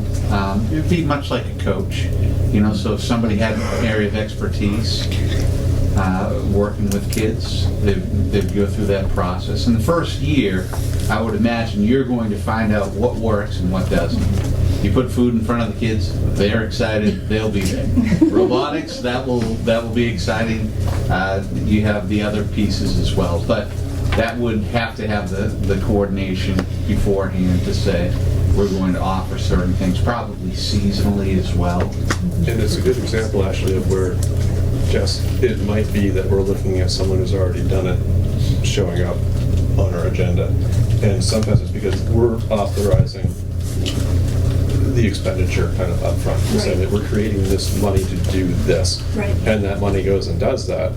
It might be after the fact that we technically approve the position. I see, right. Because sometimes that's the way it works. When we meet once a month, it happens. So would you We're want not to interviewing the person, we're... As long as we're clear. I can't hire anybody. Your board does. I can make the recommendation and we can have that agreement. But they can do the background check. Sure. They can authorize someone to come into our building and work with our kids. If that happens and they're guaranteed to be paid something, and then we still have the technical ability to say no at that point in time. Right. That person doesn't get paid, and maybe they don't come back. But No, and I completely understand that. And if it happens so that we don't get the volunteer until the last minute or whatever happens, my concern is more that, if you are, the dynamic changes when we have to make a choice that goes against the grain 2 weeks after the fact. If you've got a robotics person coming in, and 2 weeks later we approve, not that that's the case we're doing, but let's use a ski person. So 2 weeks after the fact, it puts us on the defensive to have to argue why that person shouldn't be hired or what the problem is, as opposed to doing it beforehand. And once it's already started, the momentum is off and running. So it's just a very difficult position to be in as a board member. I haven't disagreed with any of the choices you've made. I support what you're doing. It's really more of a just process that concerns me about that. But just to go back to the enrichment piece, I wouldn't want to have the board have a say in how you do it, but I would just raise the issues of some sort of framework and accountability for whoever's providing whatever it is. I mean, I love the idea that someone who's passionate about something is sharing that with kids, but I would love to see you come up with something where you have expectations of that person, and you're, like with ESSC, whatever it is, we're marking those kids at each time and checking in to see if the kid's making progress. Same thing with any other program that you're doing, because I know I've been involved with a lot of activities like that. Sometimes it is just someone showing up and filling the time and giving the snacks to the kids, which maybe, if that's the goal, fine. But if it's not, I would love to see a framework for that. And one other thing I would just ask you to consider is that whatever the programs that you guys come up with, whether it's a 2-week, 6-week, 12-week program, you consider who should be at it. And I know you do that already, but there have been some conversations that have come to me, especially regarding robotics, where sometimes parents want to put the kids in the robotics because they need the coverage, but that really takes away from something that the group is trying to do, because the kid's not actually interested in that. So I don't know how you parse that out. I just would ask you to keep it in your mind, because that as a parent, that means more quality if you are actually distinguishing those types of things. Are you understand what I'm saying? I do, and I know the situation that you're talking to. That's difficult because sometimes parents say, hey, you're going. Right, no, and, You know, and and that's, sometimes we just do the best the we kid can might not be with that. interested, but you're hoping to Right. spark something at some point. I would trust your guys' judgment on that. I just hope that's part of your conversation. And that's some of the time White will do just for 4 to 6 or just for K to 2, just because of that kind of thing, to make sure it's consistent with the developmental readiness of the children to participate in those types of activities. So, well, it's currently in the budget. So we're going to Yes. We have to vote on it? No. We're good with that? All right, let's move on to that. And again, thank you, everyone, for coming. Thank you. Yeah. Helping with this, Scott. Thanks for the idea. Peter, we'll see you February 2nd. Maybe. No. It's required now. It's required, it's in the minutes. Thanks, Peter. Any questions on any of the changes to the budget revisions?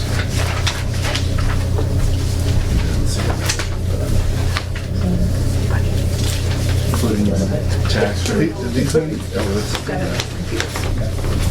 So this includes the changes from the last meeting. So we're good to present this February 2nd?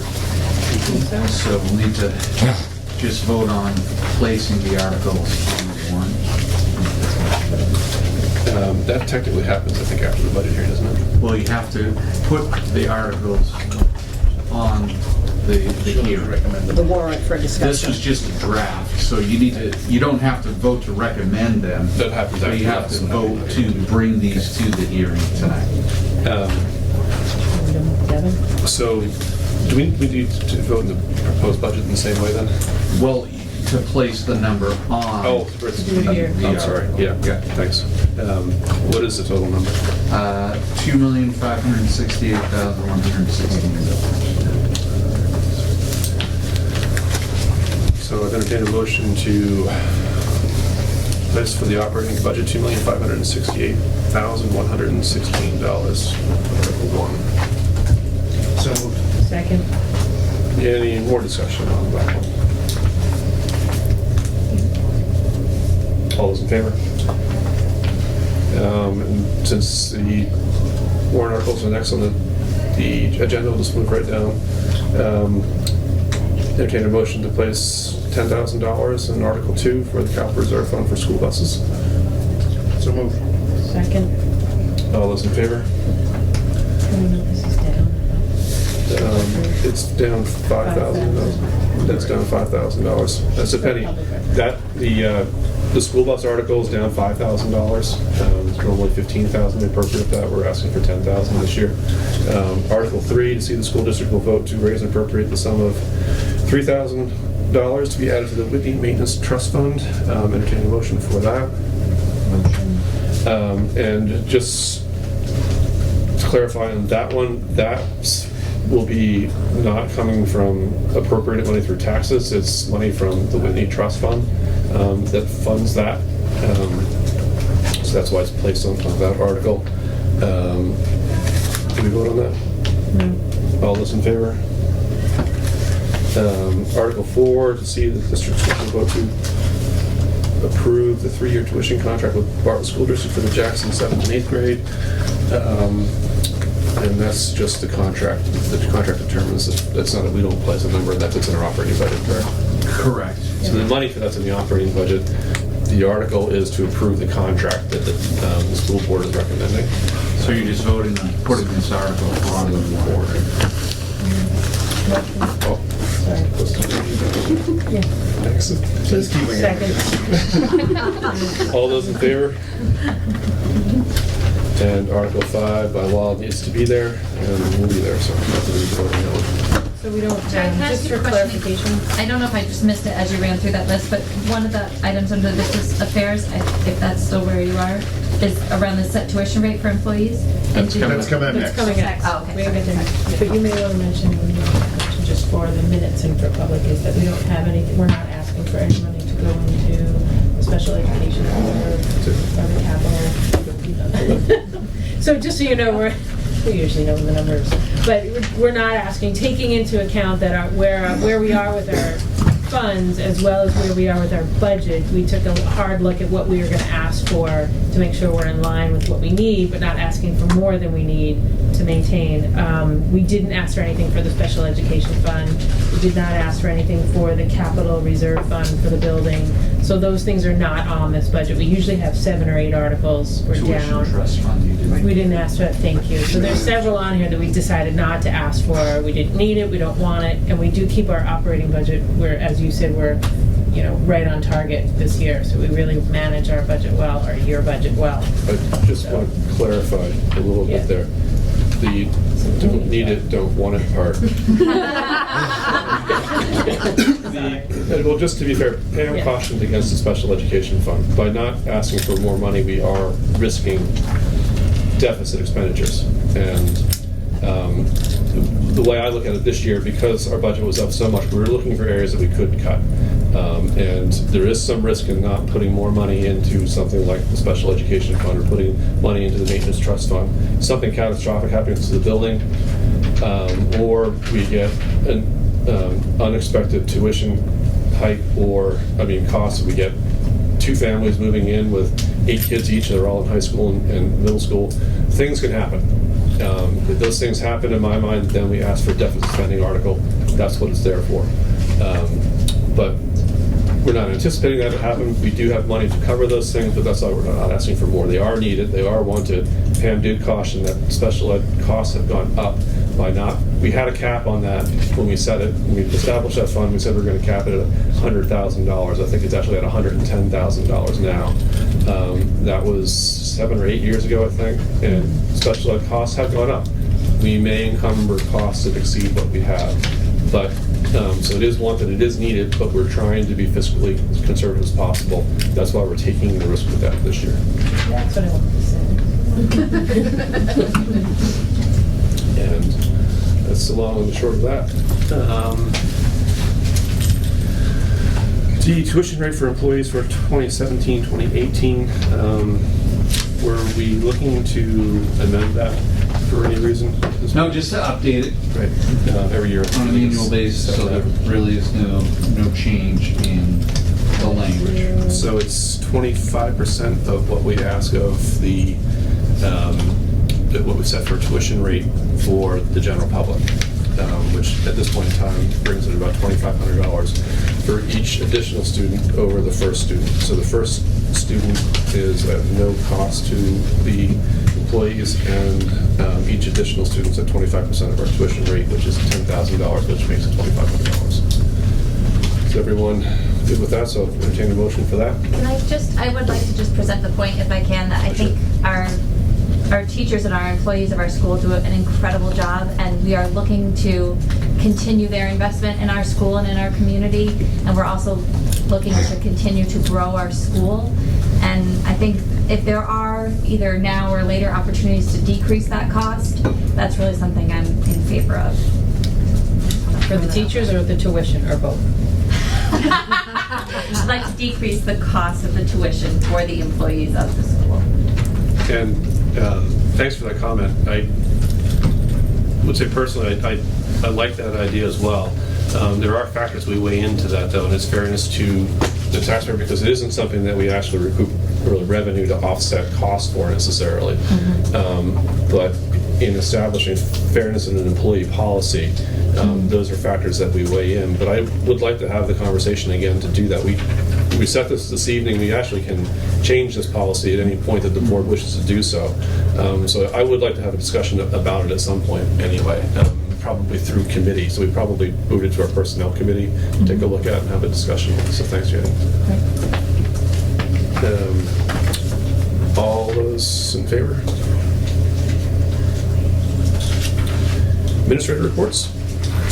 I put in your packets correspondence from Sean Bergeron, who's been tackling some of the issues, long-term issues that are going forward. So there are essentially 3 different issues that are there, and his recommendations are the flooring is kind of a timely issue. It's cosmetic. It's not a safety issue or hazard at this time. And his advice is you don't really need to do anything just yet, other than to keep an eye on it. The second issue is the siding on the outside of the building. And that is, they did submit the class action claim against the folks who manufactured it. And he says, you know, let's stay the course. He recommends staying the course and in finding out what will happen with that.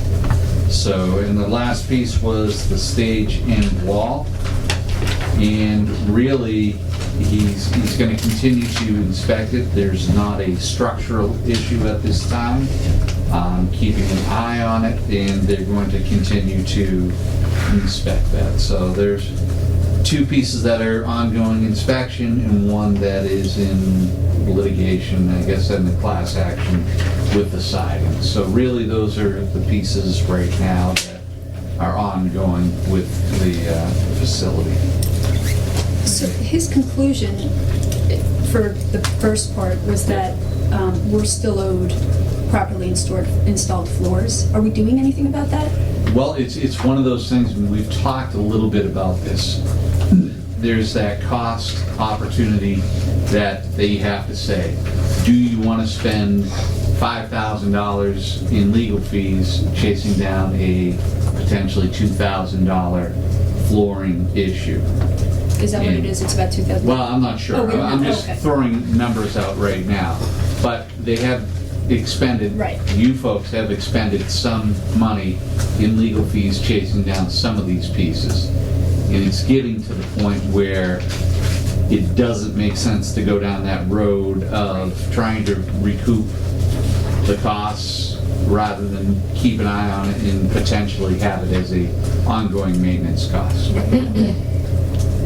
So is anyone on our board looking at that? I mean, you've been involved in that, so is it because it all is fine? I mean, not fine, but because everything is structurally sound and safe, is there a point where we're going to just say, okay, let's just cut our losses and move on? Is that, okay? Yeah, that's the long and the short of it, Okay. basically. And I think what his letter is basically saying is that it still makes sense to pursue the class action claim, because that will basically just get a cash payment for, most likely. That's the way that settlement works. Right. And so the company that the claim is against, you know, their first response is basically, no, good luck. That's their operating procedure. And what Sean's saying is basically, like, well, we'll continue to pursue it because we were expecting that, and there's no reason not to at that point. Yeah, okay. I've had a conversation with Jim about this, and what Kevin says is exactly right. Is at what point do you say, okay, we're going to spend more money pursuing getting money back for this, then we're actually going to. Yeah, I mean, it's a pure victory, right? You're just getting your The way I look at it on that building, I mean, we got a good value out of Sean Bergeron when we initially built the building. We got a good value out of Glenn Builders when we initially built the building. There are some problems with it that we can fix. And rather than really pursue something that we'll probably lose in the end, if we're going to address the flooring issue, let's just fix it ourselves, probably. It's the recommendation I would make at this point in time. In fact, I said, Sean, thanks for the effort on the floor. Let's just be, you know, we'll figure out on our own at this point in time. Let's keep continuing the class action claim, see where that goes, and flush that out. As far as the wall movement's concerned, John's on top of it, inspecting it almost daily, actually. It's not a structural issue, it's a cosmetic one. We're planning on putting up just a small piece of trim to cover it so you don't see it when it's there, but continue to monitor to make sure it's not deflecting more than is necessary. And other than that, the only other issue on the building was some bracing in the roof. It was determined that it had nothing to do with the deflection in the wall, and we'll continue to look at that matter too, decide if something that we're going to do about that. And the siding, we're going to have to replace it at some point, but hopefully we can get some cash to do that. I noticed at the end, Sean gave kudos to John Stokey, so I would just back that up because I've seen him doing all sorts of things like that. So John's done a nice job. Great.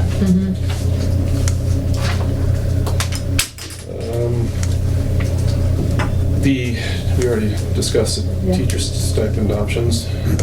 Gail, you have anything else? I have just a couple of odds and ends.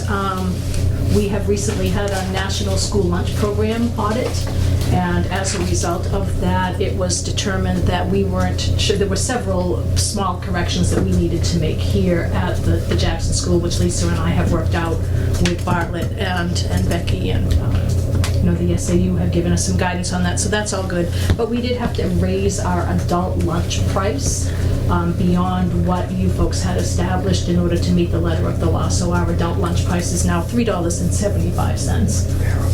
That's And what is that up from, Gail? Was it like $3.25? $3.25? Yes. No, it was $3.25. Got it, thanks. And I've received a notification from Mr. Bosi. He's asked us to consider next year, if you recall, we were having discussions about whether or not we would go on our Ferry Beach transition trip. He and his faculty would still like to go. However, they would like to switch it around to go in the spring of next year rather than in the fall, because that gives him the opportunity before he moves his 5th and 6th grade up to do a combined trip with his 5th and 6th grade and our 6th grade, because they'll all be transitioning into the middle school at the same time. So I told him that that was an option for us, and that we would do Huckins instead and flip our spring transition to the fall, so the kids would still have an opportunity to meet each other and do some team building together at the beginning of the year, and then we'll continue with the similar transition that we have in the past. But that was an FYI item for you to support his. That's good. I'm glad they're going to keep it. I know he's going to ask for our 5th graders to go too. He's still trying to Yes, get he a hold of our is. 6th graders over there. I did make it clear to him that next year we will send our 6th graders, but the rest is yet to be determined. And the teacher stipend piece, let me hand you this. That was just in answer to Jess's request about the different stipends that are available for faculty. I don't know if you recall, 2 meetings ago you asked me to give you some information around that. So there's curriculum development work. Thank you, Gail. There's the after-school enrichment, which currently we were offering $50 per session. The program coordinator roles, which haven't been filled by staff members. Well, it was. Joan filled it for soccer. That's $500 for the season. The extended school year program, we pay faculty according to what they would make per day based on their salary. The enrichment program, if they work for that as a counselor, it's paid $15 an hour. And then there's an artist in residence fee that was $2,500 for right now it's our art person who fills that role. Thank you, Gail. Thank you. You're welcome. Brings us back to citizen comments. Scott? We have non-citizen comments, not a Jackson resident. I did play the Jackson Little League team though, when I was a kid. I actually rode the Jackson bus at school. Does that count? We're thinking maybe even over a school board member. Yeah, well, that's fine too. Just. I know. I've been at those meetings. We like the banter. It's good. I need a gold star. I kept my mouth shut until an hour and a half anyway. You did a good job. Two points of order. First of all, during your preschool meeting, you mentioned that Bartlett or other schools at Bartlett at some point would have a preschool, so to speak. At this juncture, right now, today, there's nothing on the table to move forward. So that's a Bartlett board decision. I don't know where the board's going to go with that, but to say that we're going to have it in the future, I think is a little disingenuous, because that's... You could have called me out on that whenever you I kept my mouth shut. And also the tuition rate for the 6th graders coming to Bartlett, at this point would be $250,000 using your formula we have right now for 7th and 8th grade, which we have a contract if the voters of Bartlett and Jackson pass it. But it wouldn't hurt to come talk to Bartlett about the 6th grade tuition, which would be a separate thing as opposed to 7th and 8th, which might not be the same cost. We did put that into the contract, that we would have that discussion. But it doesn't mean it has to be the same rate. Right. Just, that's all. Thanks, Scott. So, The more you send, the That's not cheaper it true. is, right? that's not true. Scott, you guys voted on, was it January 3rd you had your meeting?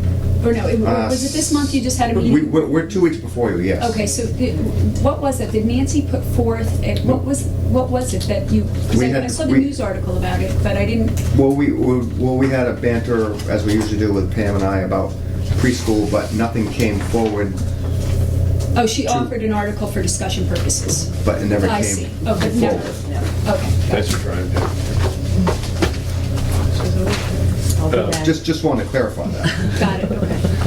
And A couple of things. I had a question about the nurse, the key thing, and also the October school board meeting where the sixth graders presented the possibility of donating the building, the Sugar Shack, and if any of that's included in the budget, or so if that's really happening. That's not supposed to be any funds.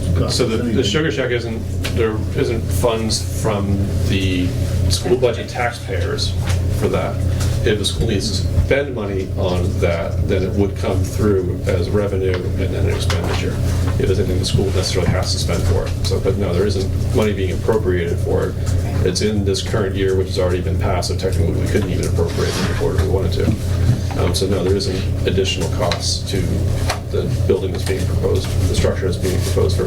If I may add to, it's a pavilion, an outdoor pavilion. Yeah. It is an outdoor classroom. It may be used for sugaring, but it might be used for a lot of other things. So we've had donation of the logs and the wood. We're hoping to perhaps find grant money, do some fundraising. The kids have done some fundraising options. So our intent is not to use any budget money. So I kind of find that impossible. I mean, you can't put up a building and say it's not going to cost taxpayers anything. You have to have insurance on it. There has to be maintenance. There has to be custodial. Are you going to pour the footings? Are we going to say, well, we might want electricity here, so we're going to run electricity because in 5 years it'd be much more expensive to run electricity then. We'll just do it now. We might want to close it in, so let's put radiant tubing in because it's cheap to do it now. Then you put the preschool in there. And then you put the preschool in there. So to say that getting a building donated is really We have not authorized any money to be expended. So, but you've accepted the donation of the building, so who's gonna be out there shoveling it? Who's, The whole process, they still need to come, there's still several steps. We as a board approve them sort of taking their next step on what's gonna happen next. So it Building permits, they would have to get pulled, there's, a But lot again, of stuff. it's one thing to get the building built, but it's not maintenance free. It's gonna need a new. That'll be roof. future It's- years' budgets. So it's not a free building. I don't think anyone ever claimed it was a free building penny anyway. Well, I don't they were recall saying anyone no saying cost, no, people were saying no cost to the taxpayers. for the construction of the building. Right. But I feel like the school board should take that long-term view into consideration, that there are going to be real costs to the taxpayer in the future, maintaining the building. Same thing with the swing set, it's no different than a swing set. It's an outdoor pavilion, but right now, what we approve with none of those things you talked about, no electricity, no heating, no nothing. It's almost like it's gonna be a deck out there. But in 10 years, when the roof rots out and we need a $20,000 roof, you're gonna come to the taxpayers. Not to fill out a brick. The other, last year, or 2 years ago, I think it was last year, we used to have Jenny Haggerty, and then we had, or Ann Cantag, and we've gone through various nurses, and now we subcontract out to Bartlett, and the price almost doubled for that. Is that contract already, are we renegotiating that contract? Are we searching for nurses to, I think it's instead down, of? actually. It did go down in this budget, but I'm just wondering, are we just now committed to subcontracting with the Bartlett nurse, or are We're we not trying committed to it. It's the next school year. It's what our option is right now. We don't have others, so. So we haven't looked at other options?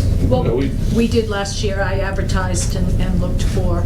But for this coming budget, I'm not sure when we agreed to commit to the Bartlett nurse, but are we going forth with Penny, I trying to can tell you, because that advertise? was a concern. We had several discussions about that, and that was something that I was very concerned about, especially because we had issues in the building that I was concerned about in terms of taking care of kids that might have conditions that need a nurse on site. And we went back and forth several times.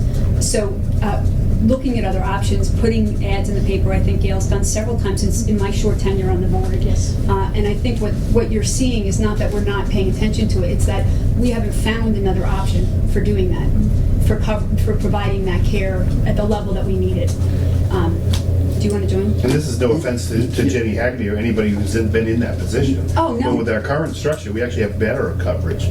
Before, we were paying somebody for X amount of hours a week or a month, and it wasn't always here, where now, if we got an issue, we call down to Bartlett, and she comes down.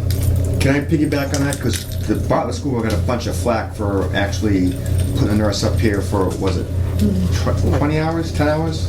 Well, we What- started between 6 and 10. We Okay, left ourselves whatever it open was. to, right. So when you pay, Bartlett pays the nurse, but you pay proportional whatever insurance, which is perfectly fine, but like you said, it's only a phone call away. So one time she was up here, there was a problem with Bartlett, ring ring, yeah, do this, okay, fine. Because to get a nurse for 10 hours a week, where are they? I don't know. Then how do you know when you're gonna need them? Not that, we got flack for doing this too, but It has worked really, really well. Helen's fabulous. She does a great job. But I would say that, school board's a community effort.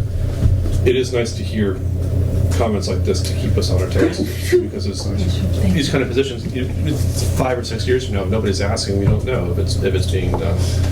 So I do appreciate the question on that, but we have been all along, even this year informally, I think Gail did some looking to see if there was another option other than that, and it's our best option. Yeah, just continue to look. I mean, I don't want, it's nice to see the pursuit and not just falling into a rut of, we're just gonna always do this because it's easy. But, keep looking, because somebody might come along who's looking for that 20-hour a week or 10, I don't know how long it is. It's like 5, I think. But I will say, it's at this point now, she is doing such a great job and has established a relationship with the faculty and with the children and with some of the parents, that it feels to us like she's a part of our school now. So. And also, when she was up here, she was actually educating teachers in Bartlett about certain diabetes conditions and stuff.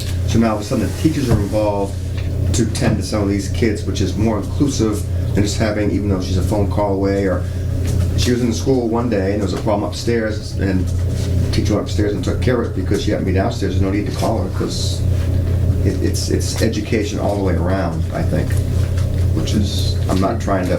It's good. In a perfect world, if we had a full-time staff member that was a nurse, then we could probably find ways We to cover rent it it from differently. you, and Our teacher is also our nurse. It's mutually beneficial for us to actually share contracted services with Bartlett in areas. We will, this board anyway, will always continue to be resistant to it. We'd like to have our own if it's our best option up front. Sometimes it's not. But I think that anyway, our philosophy is if we can do it ourselves, we will, if it's our best option to do so. If it's not, then we're happy to contract with Bartlett to do it. Did you need more clarification about the locks? Yeah, I just, the after-school enrichment program that you're discussing, it sounds fantastic, and I wish there had been a lot more of that when my kids were here to help out with working parents. It's kind of the first step with getting towards a preschool, in terms of helping young families who are working 2, 3, 4 jobs make it, and having that after-school enrichment's fantastic. I'd love to see the $12,000 put towards, the kids. It's hard for me to understand, and I haven't been part of the discussions, obviously, with the key list thing. I just saw it on the minutes last month, and so I guess I don't understand the safety concerns, and forgive me for not having much trust in the federal government and Homeland Security advising us on what our pooky little school with phenomenal staff and really, the neighborhood watch and people looking out for each other here, why we need a $12,000 system when our windows are still glass on eye level, on belly level. Our playground's not fenced in. Anybody can walk in from the woods, from the road, anywhere. So I guess where does it stop?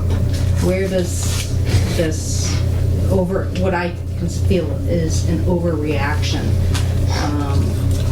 So again, I don't know the background. I don't know what they recommended or why. I don't understand.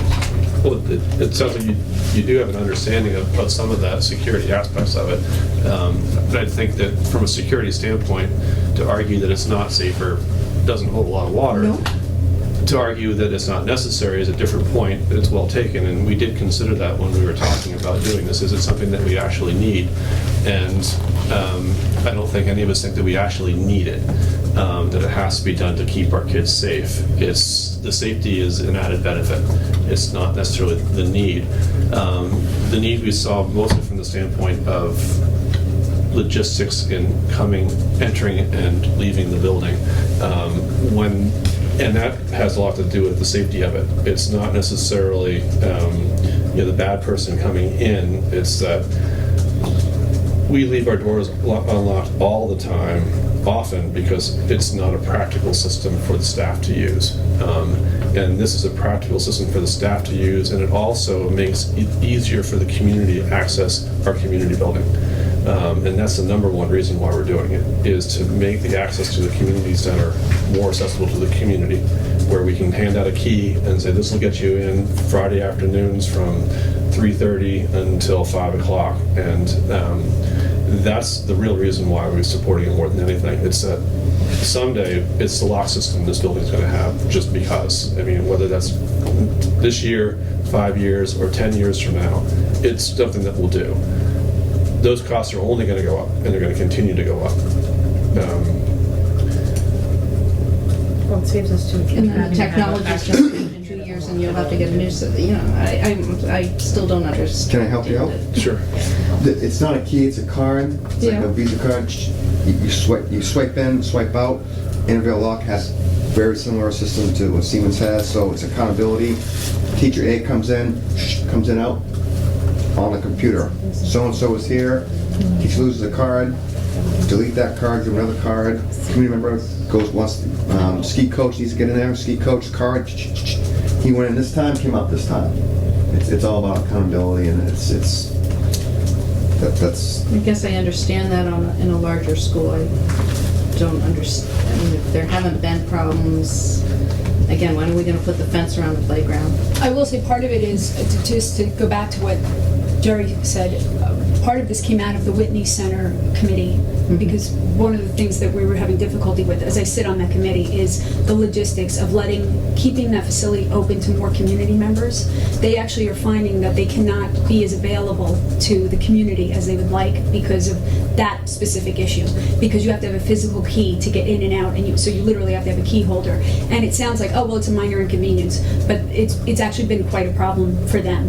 And I think, I won't speak for the whole board, but I would like to say that I think one of the things we'd like to do is have a good relationship with the town and with the Whitney Center and with people using the facility, because what we want is a vibrant community.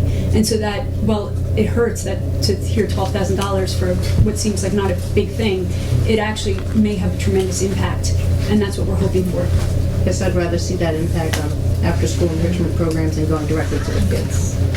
Hopefully it will, but we'll be able to, you won't have to have somebody, we won't have to have the custodian here to let somebody in.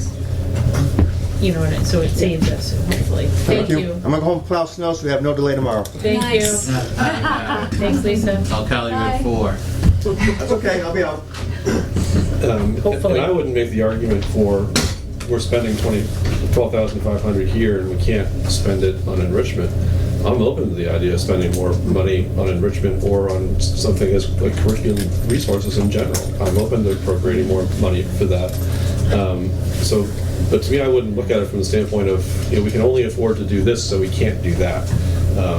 I think that Gino made the best point going this evening about the money that we spend. This board feels that the $12,500 investing into the key system is a good investment for the school and for the community, not only from safety, but from the practical use and opening up the building to the community. That $32,000 and change was too much for the school to take on to do it, but that this money isn't. And one of the areas where we're saving a lot of money, there's a year-to-year contracts to run the program. We have the ability to do that in-house. So again, we're trying to do that with the people and the resources that we have versus going outside the community for it. So we are trying to be practical about the way we approach it, but at the same time, we feel it's an investment, a good investment to make in this building. Thank you. citizen comment. We're done with that topic. I think so. I forgot to mention, I got wrapped up in the others.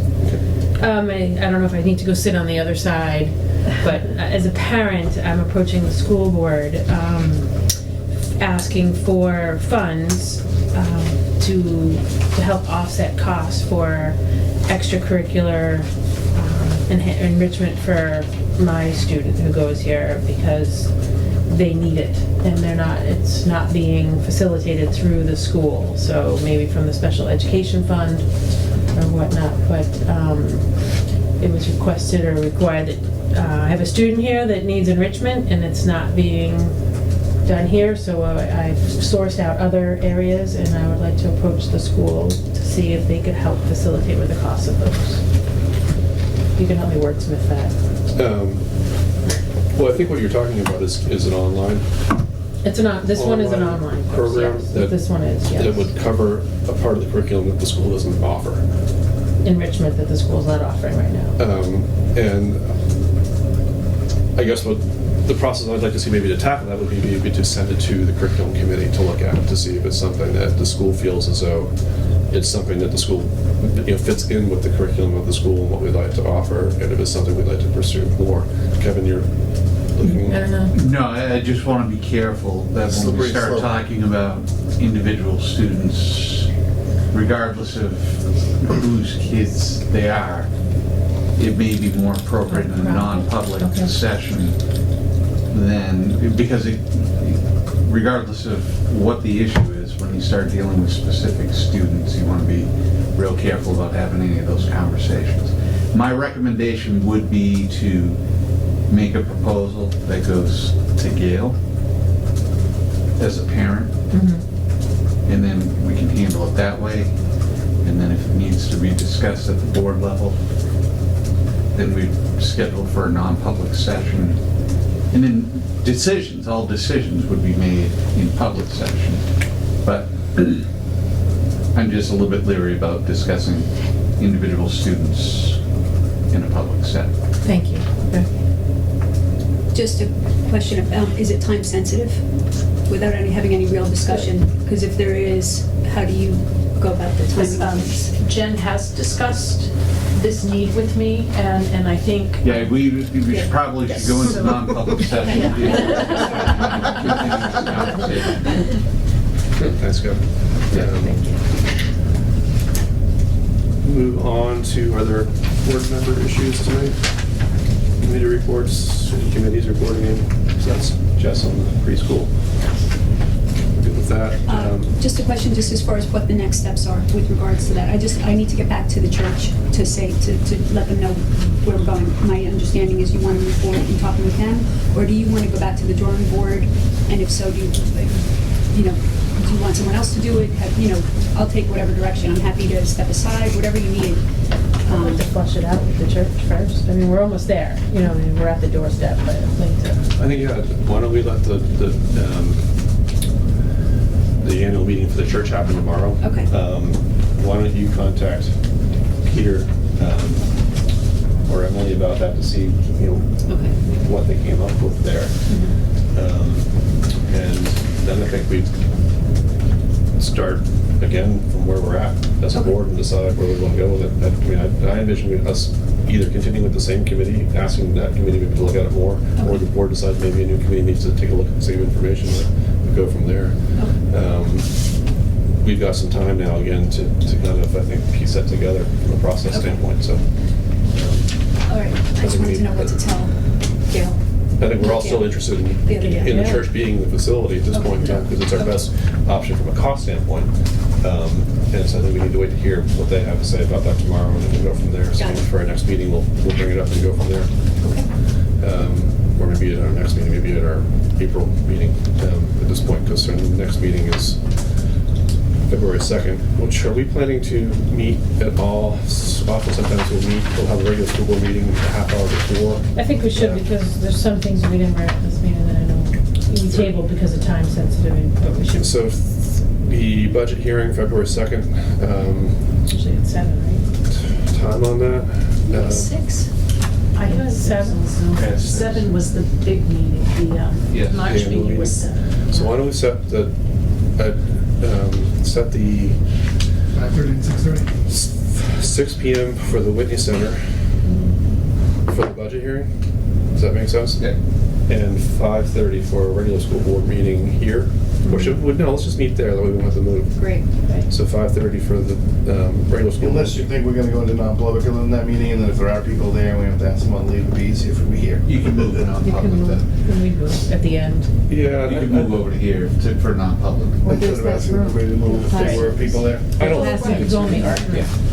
I mean, they have meeting room over there I too. think that meeting should just be at this point, really for the budget stuff anyway. I mean, we're just trying to, in case there's anything that comes up that we want to, last minute in the budget that we want to change up or down on that. So you're gonna do a 5:30 board meeting at the Whitney Center, followed by a 6 PM hearing at the Whitney Center. Yes. And That then sound good? keep our regularly scheduled February meeting, or no?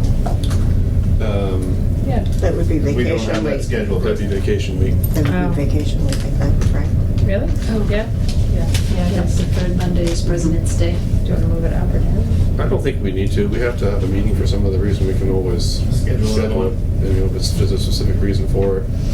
We'll have to get together, obviously, and sign the manifest at some point. When is the March meeting? Anyway, so. Did we pick a date for the March meeting already? Second also, I think. Yeah, 7 PM, March 2nd, Thursday night. Yeah, I think we said that back in September. We have a board meeting at 6:30 prior to the 6:30. That's on the 2nd? Yeah.